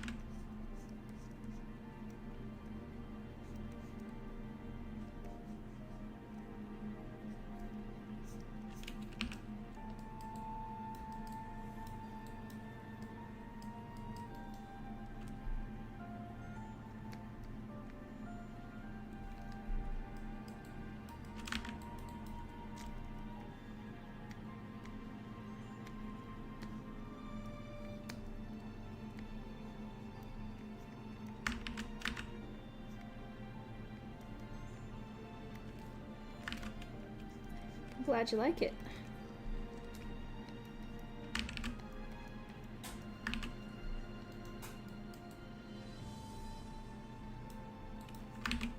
Uh-oh, did my internet go out? I guess not.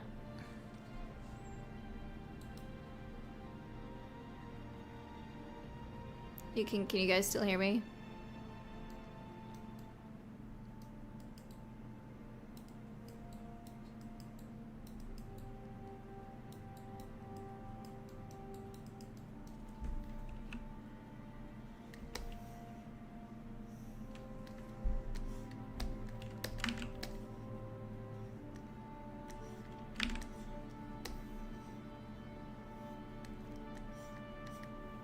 Okay, cool.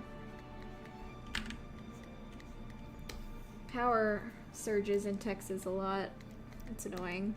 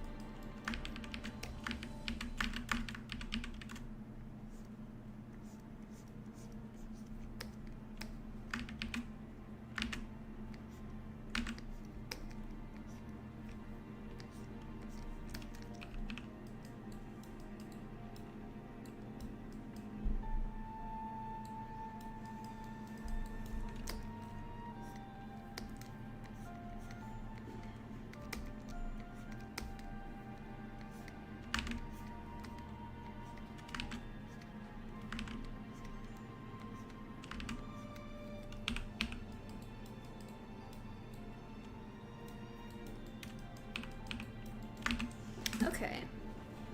Yeah, I think the circuitry will work here.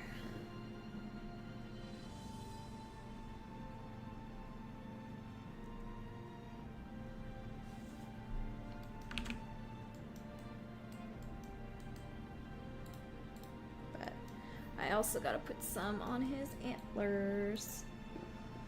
Hold on, where is my reference for that? 1 second.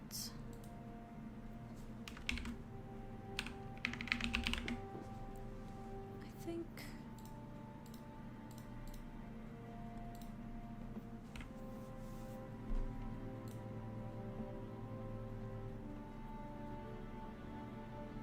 Okay, yeah, that's how I do them. Alright.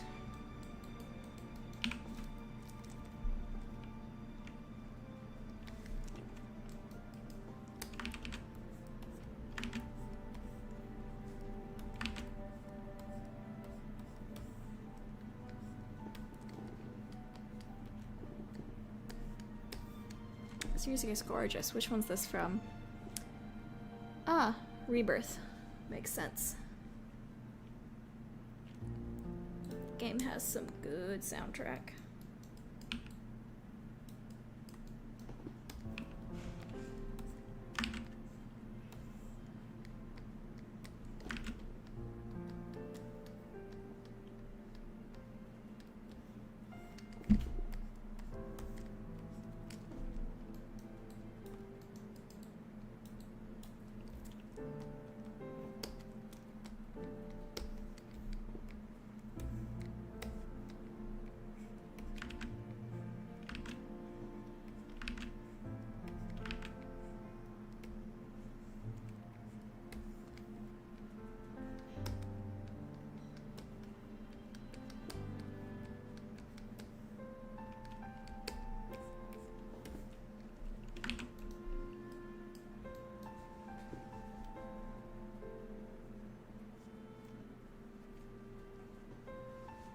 Yeah, Taylor, I think I still have that as part of the lore.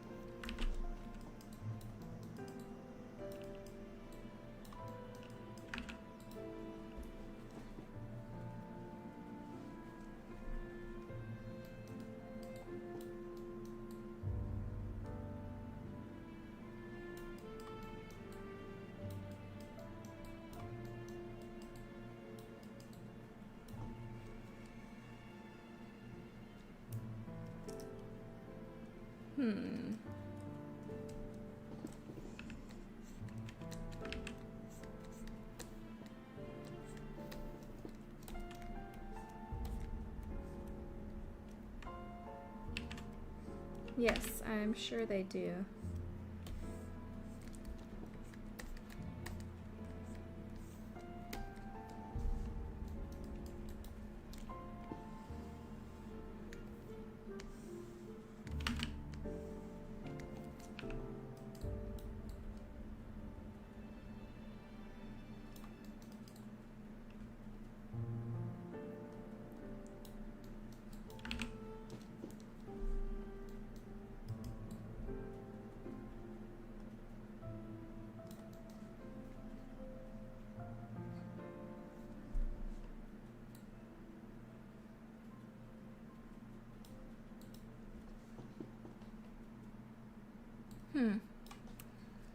I think I'm liking it so far.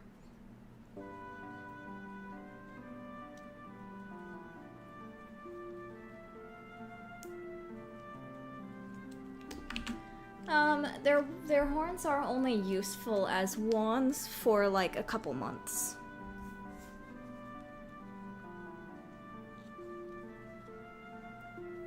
And those are usually the months that they wait for their horns to grow back.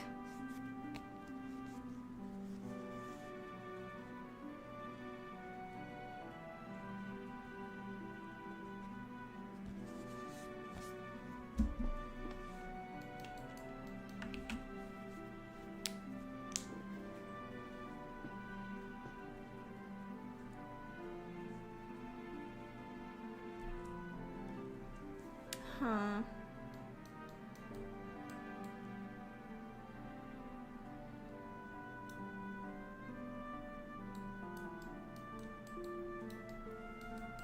Alright, let's see how this looks as we keep going.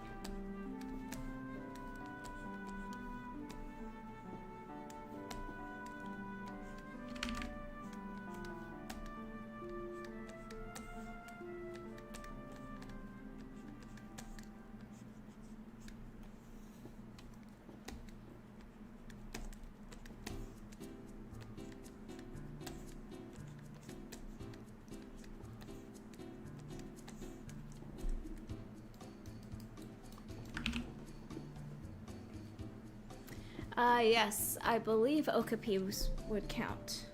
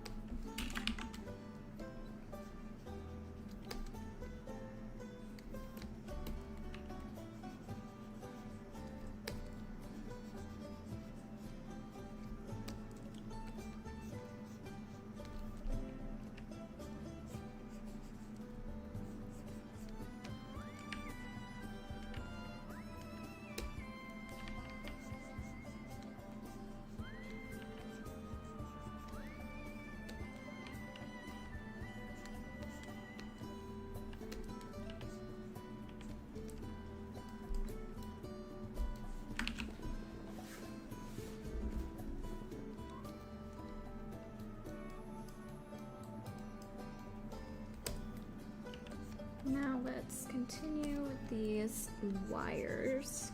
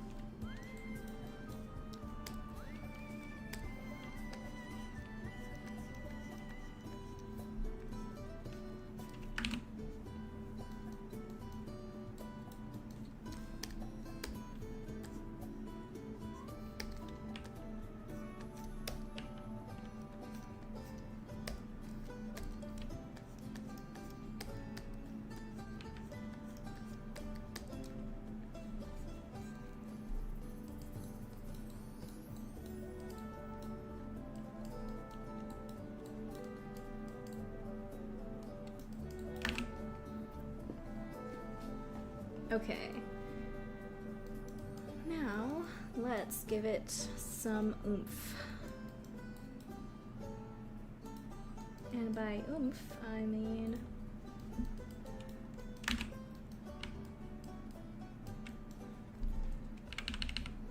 adding some grooves to the side so it looks like it's carved into the rock.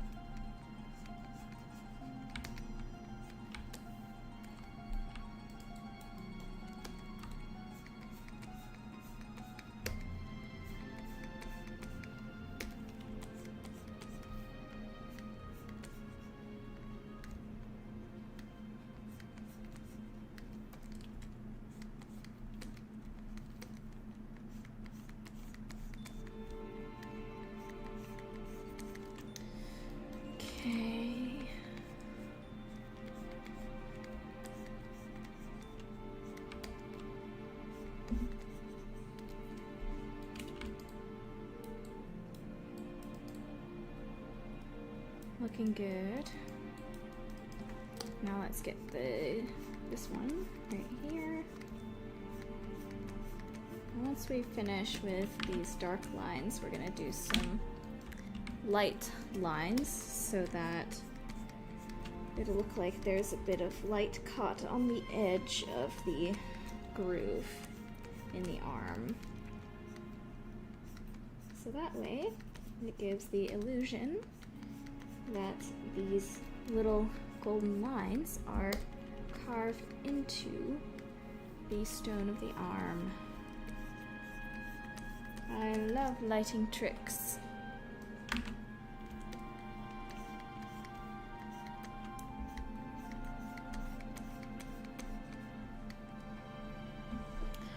Battleship Agincourt asks, are you continuing to develop Noirmore Academy? I thought that showed great promise. Well, funny you should ask that. Yes, that's what I'm working on right now, actually. This character is from that game. So I'm working on texturing his model right now. He's the LUNCHLORD of the cafeteria. He is the school chef.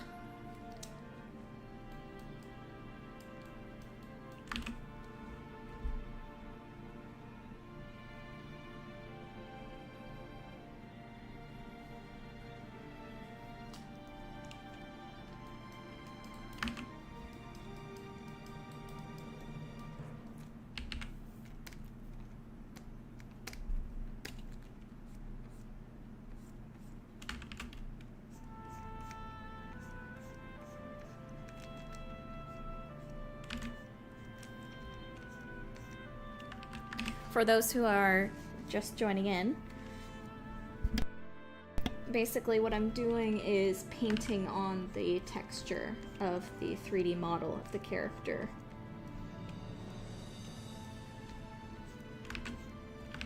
So it's a painstaking process, but worth it.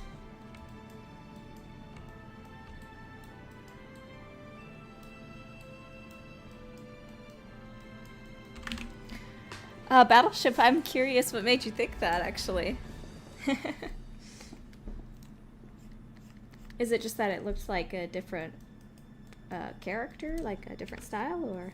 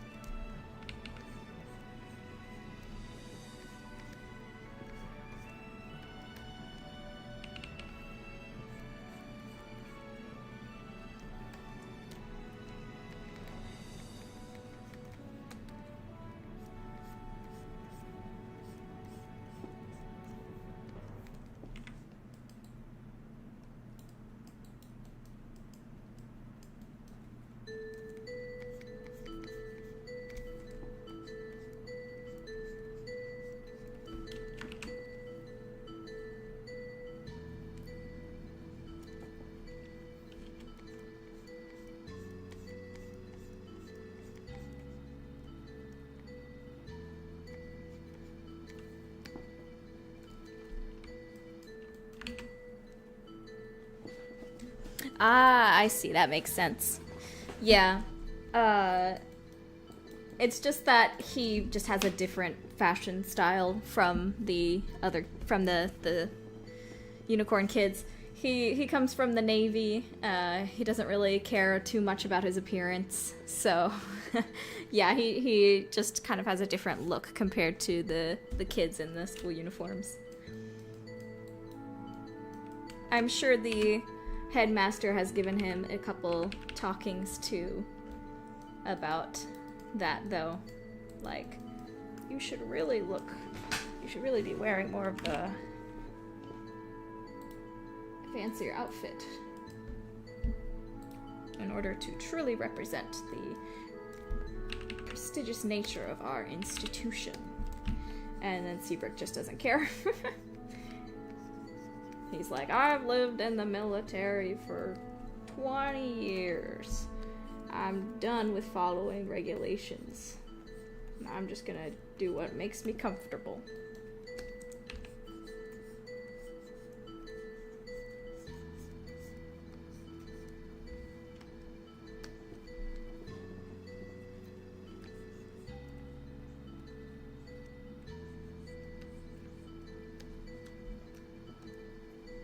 Yeah, exactly. I've done my time in uniforms. Once you get to this age, you just want to be comfortable.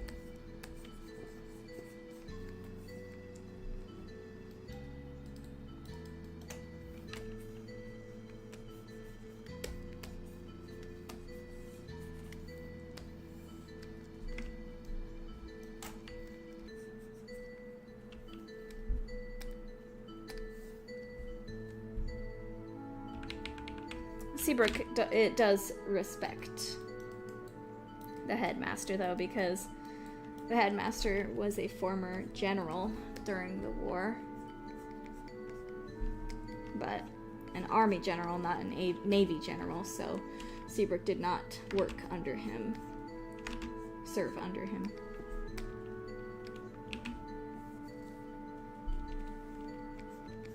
Oh, I changed my OC just because I felt like I wanted a different character to represent myself in my channel.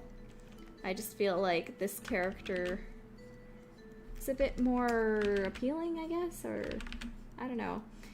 I mean, to be honest, one of the biggest reasons I did because she's simple. She's easy to market. She's easy to draw new poses for when I'm doing my videos. She's immediately recognizable and appealing. She's... yeah. Plus, when I wanted to make my devlog videos, she was a character who I already had done. So I didn't need to make, like, an entirely new,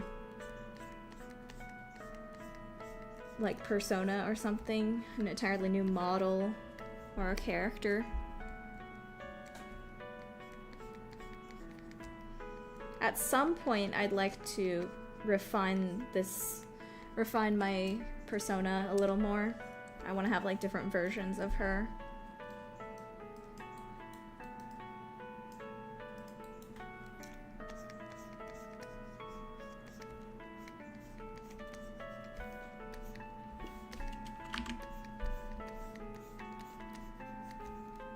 I just think this character is kind of more fun and marketable.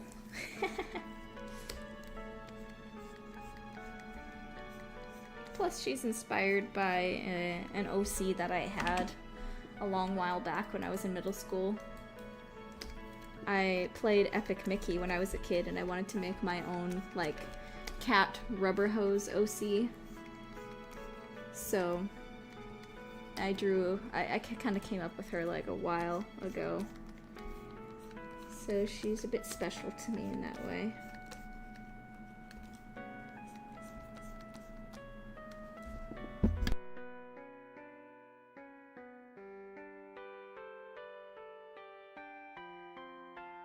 You'll learn a bit more about the headmaster's family in the game. I can't say too much at the moment.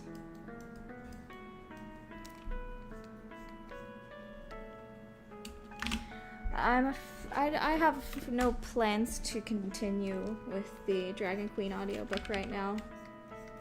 It's very, very far from any priority. I need to focus on what will actually make a career right now. Still living with my parents, you know. Need to get my butt in gear on something that can make a living.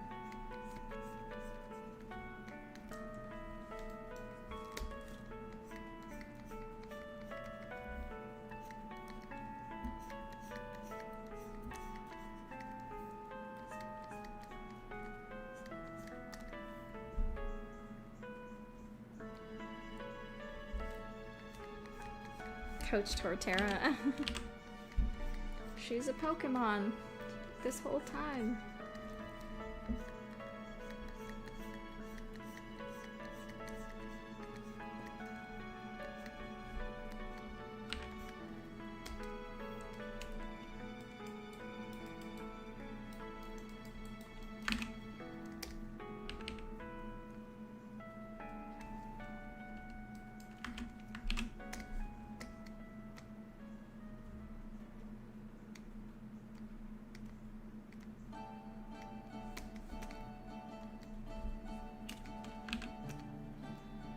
Coach Tortilla. Or Tortilla.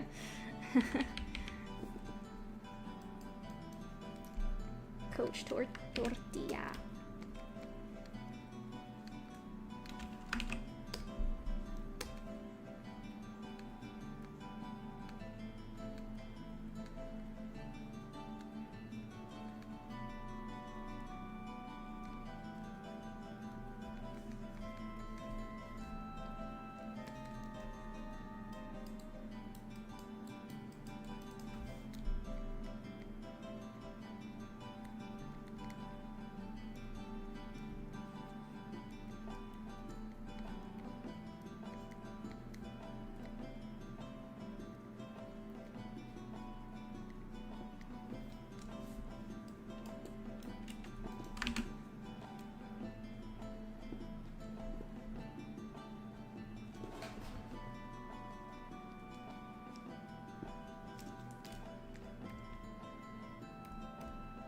Okay, now let's do something fun with these golden lines here. Time to actually add the golden shine to them.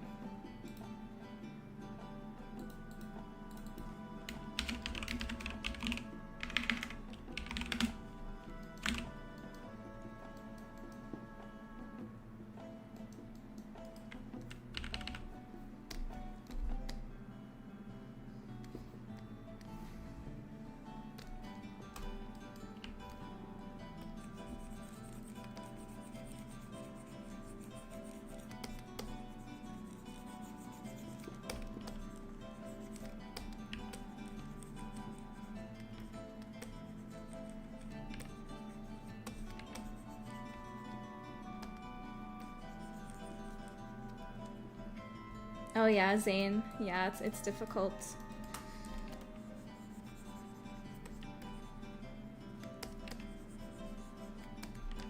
Oh, the game development's going great. The only, like, hang-up is we're trying to find out how long it's gonna take. Because it's just like 3 people working on this, basically. And it's a pretty hefty project, so... We're not running into any, like, roadblocks or anything. The only like, roadblock is how long is it gonna take, like, to finish this. But we pretty much know what we want to do, and the script, the outline of what needs to be done is pretty much done. Like, the script still needs to be heavily edited, of course, but we know, like, what's gonna happen. We know how the story is gonna end. We know, like, the kinds of puzzles that we're doing. So on that front, it's going great. But how long is it gonna take? We don't know yet.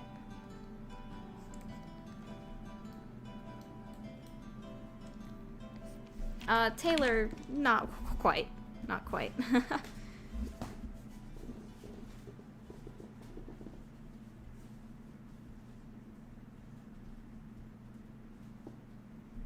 Usually a game like this would take longer, actually. Depending on the circumstances, the funding, the team, etc.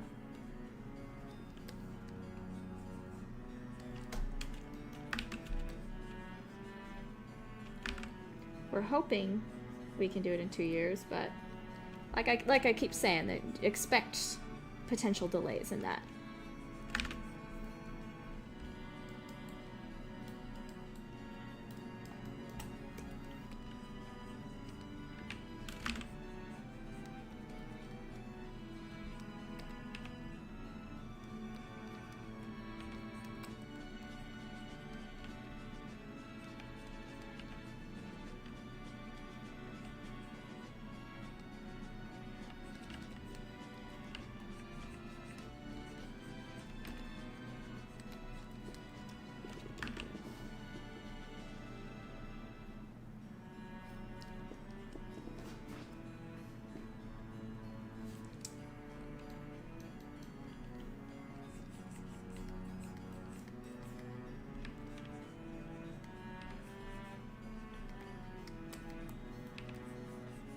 Well, I wouldn't have time to take up a trade skill because now I'm working on this full time.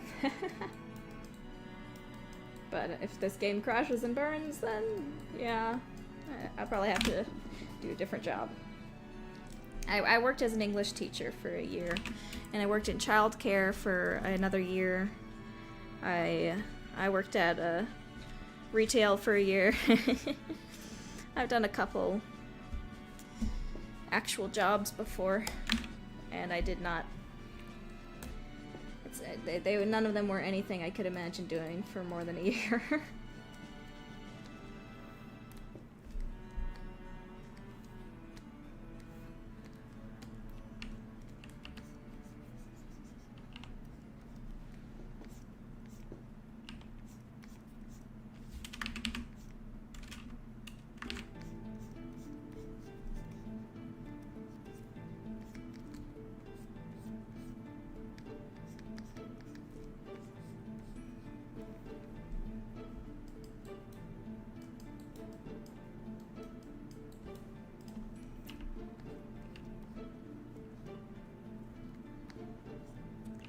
Yeah, that was crazy. Moving to Japan was crazy.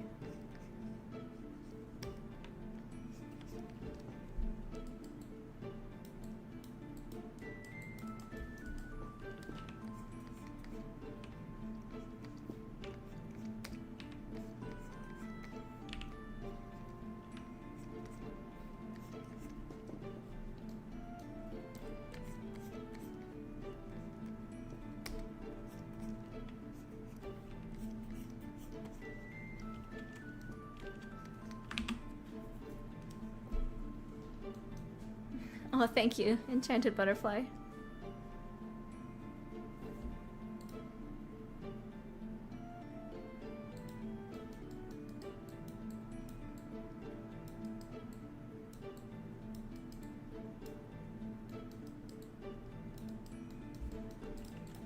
Yeah, how many minutes did it take just to do these lines?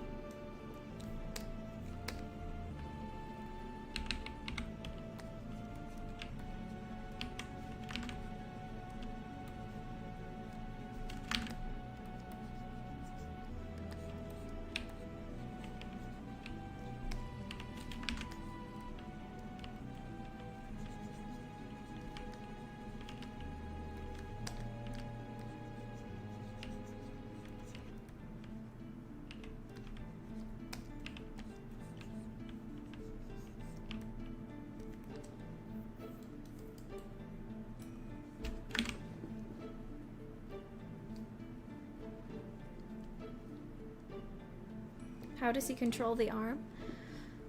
Well,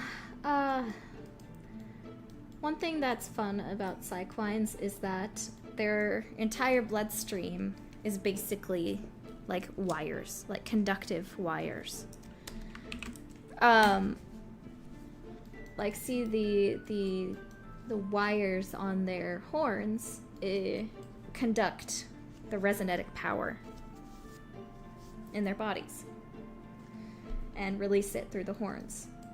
So their bodies are basically one big circuitry system because of their blood vessels are basically circuits for the power of resonatic energy. So hooking up the gold circuitry of a golem arm into the blood vessels of your real arm can allow you to resonatically command the arm.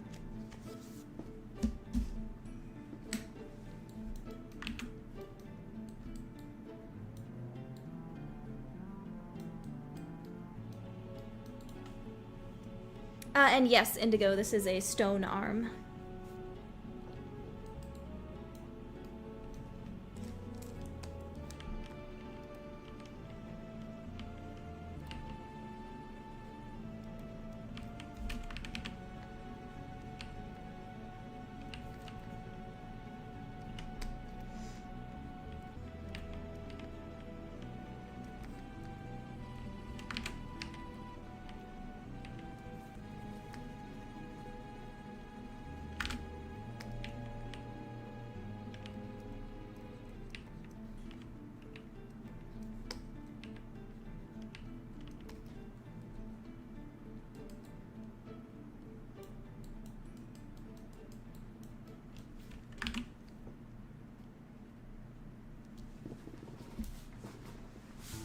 Oh, that's a very kind compliment, Battleship.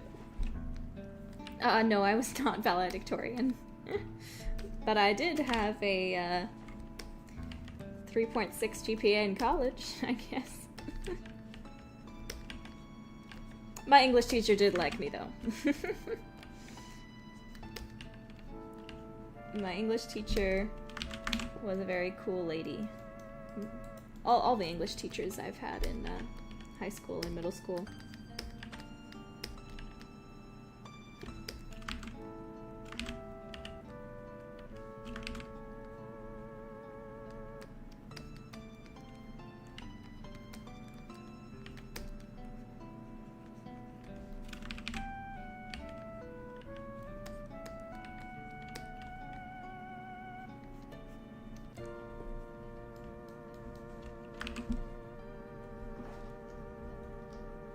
That sucks.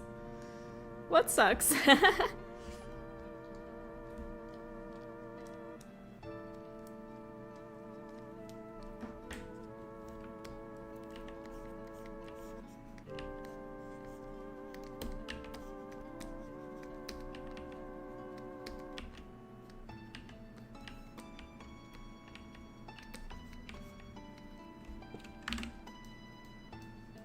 I don't know how heavy the arm is. I haven't thought about it. I'm assuming it's pretty heavy when it's not powered on.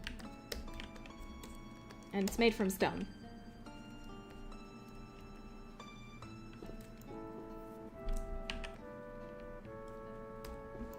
Oh, no. I said my English teachers liked me. Did I misspeak?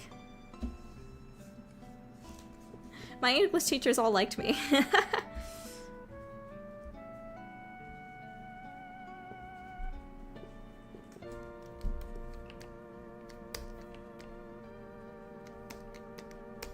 I was kind of a teacher's pet, admittedly. I didn't make many friends in school. I just kind of was the teacher's pet.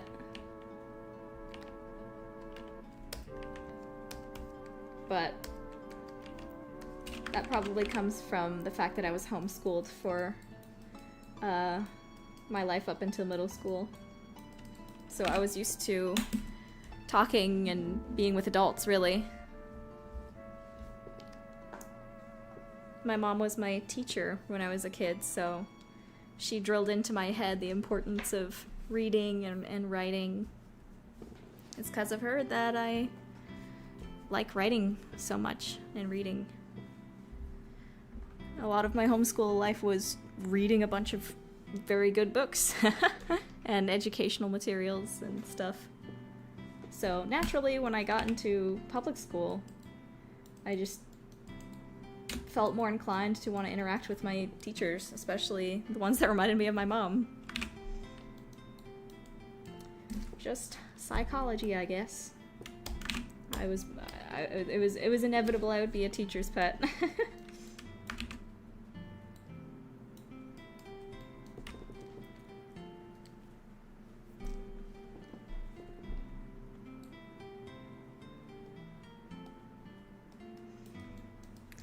Okay, I think the arm is looking good. I think I'll end the stream here in about 5 minutes. Gonna go get some snacks and such.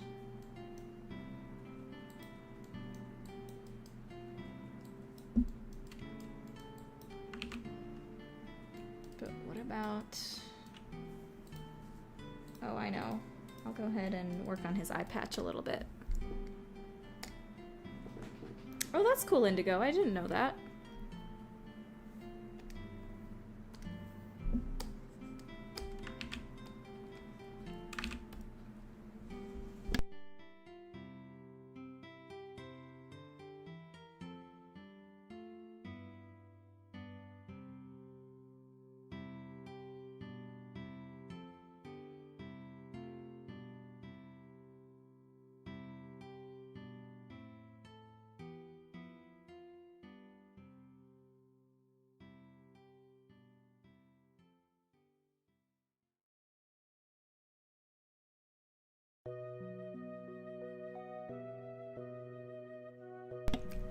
Taylor asks, I have a question. What inspired the Golem characters?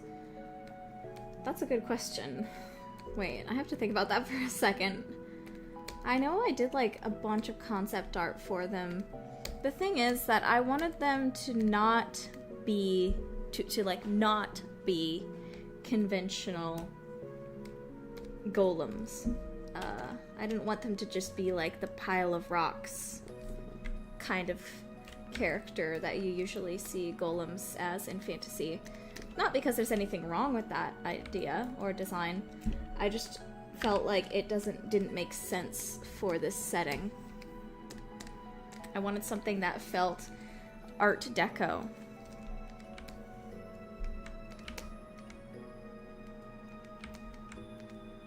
And kind of sleek and modern. The way that the people in this world would want to design their kind of golem robots. So I ended up making a lot of different concept art sketches, kind of playing around with different ideas.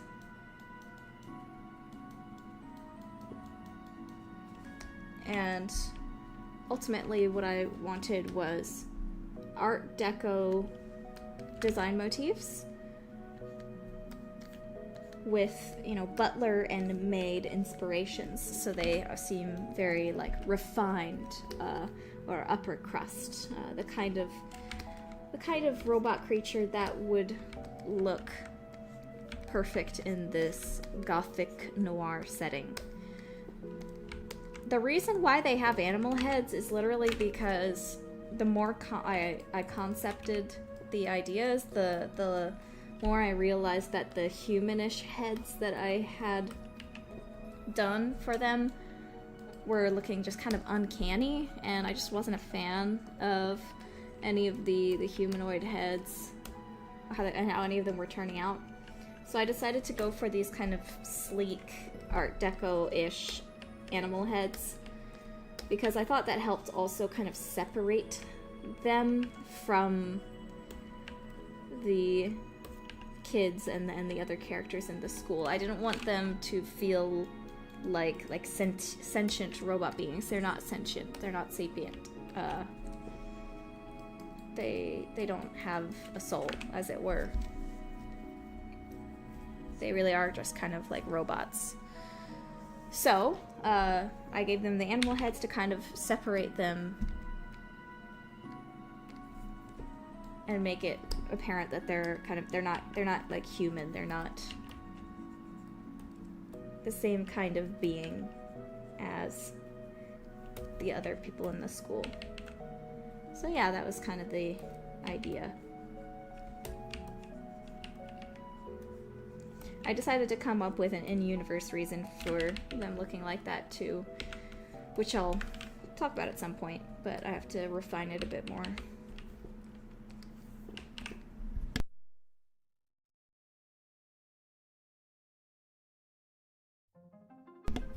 I haven't played through Dragon Age, so I probably wouldn't be able to give opinions on that. I'm planning to, but I haven't yet.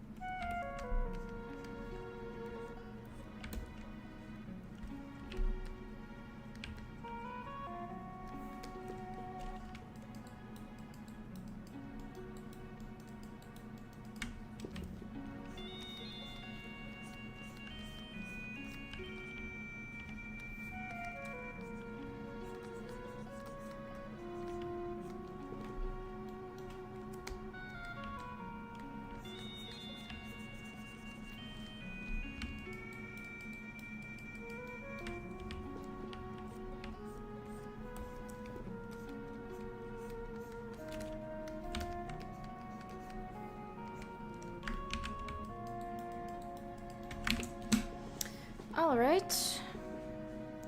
Now... should I put those little brads in there? I don't know.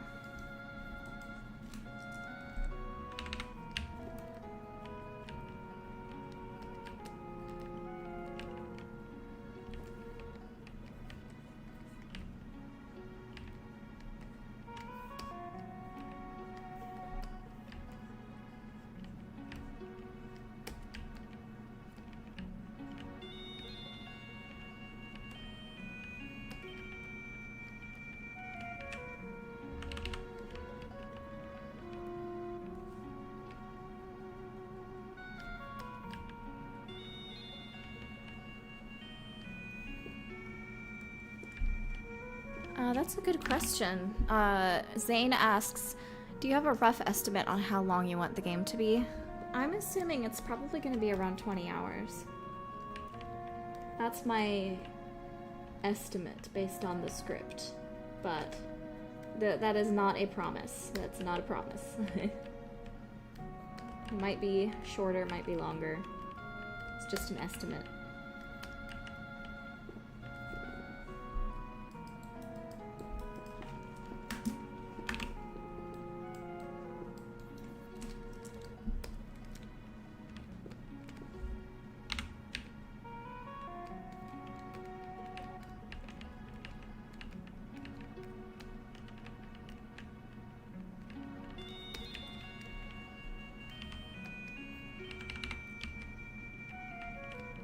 Yep.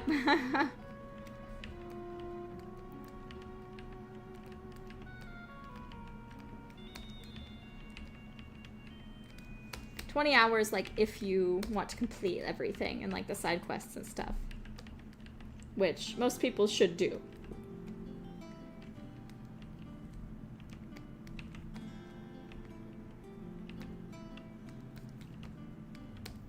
Yeah, this is a very heavy story-focused game, so there's a lot of cutscenes. And a lot of little puzzles and things.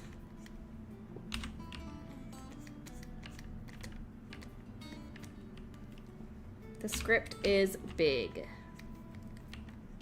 Chunky.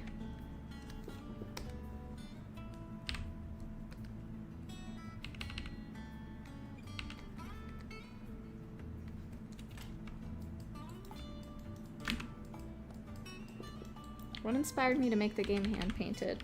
League of Legends. I think I've talked about this in stream before, but my entire 3D, like,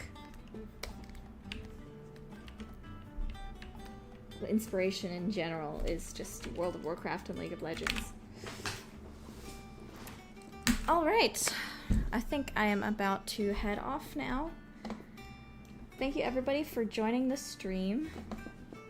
We got a lot done today. I've found that I pretty much always feel like ending the stream like almost exactly 3 hours in. Like 3 hours is like my stream limit. We've been streaming for about 3 hours and 8 minutes. It's like I have a counter in my head being like, okay, I'm done. As soon as 3 hours hits. Thank you guys so much for joining today. Let me go ahead and show you the progress we've made visually. Of course, that doesn't count the gold lines. I put those on a separate layer. But,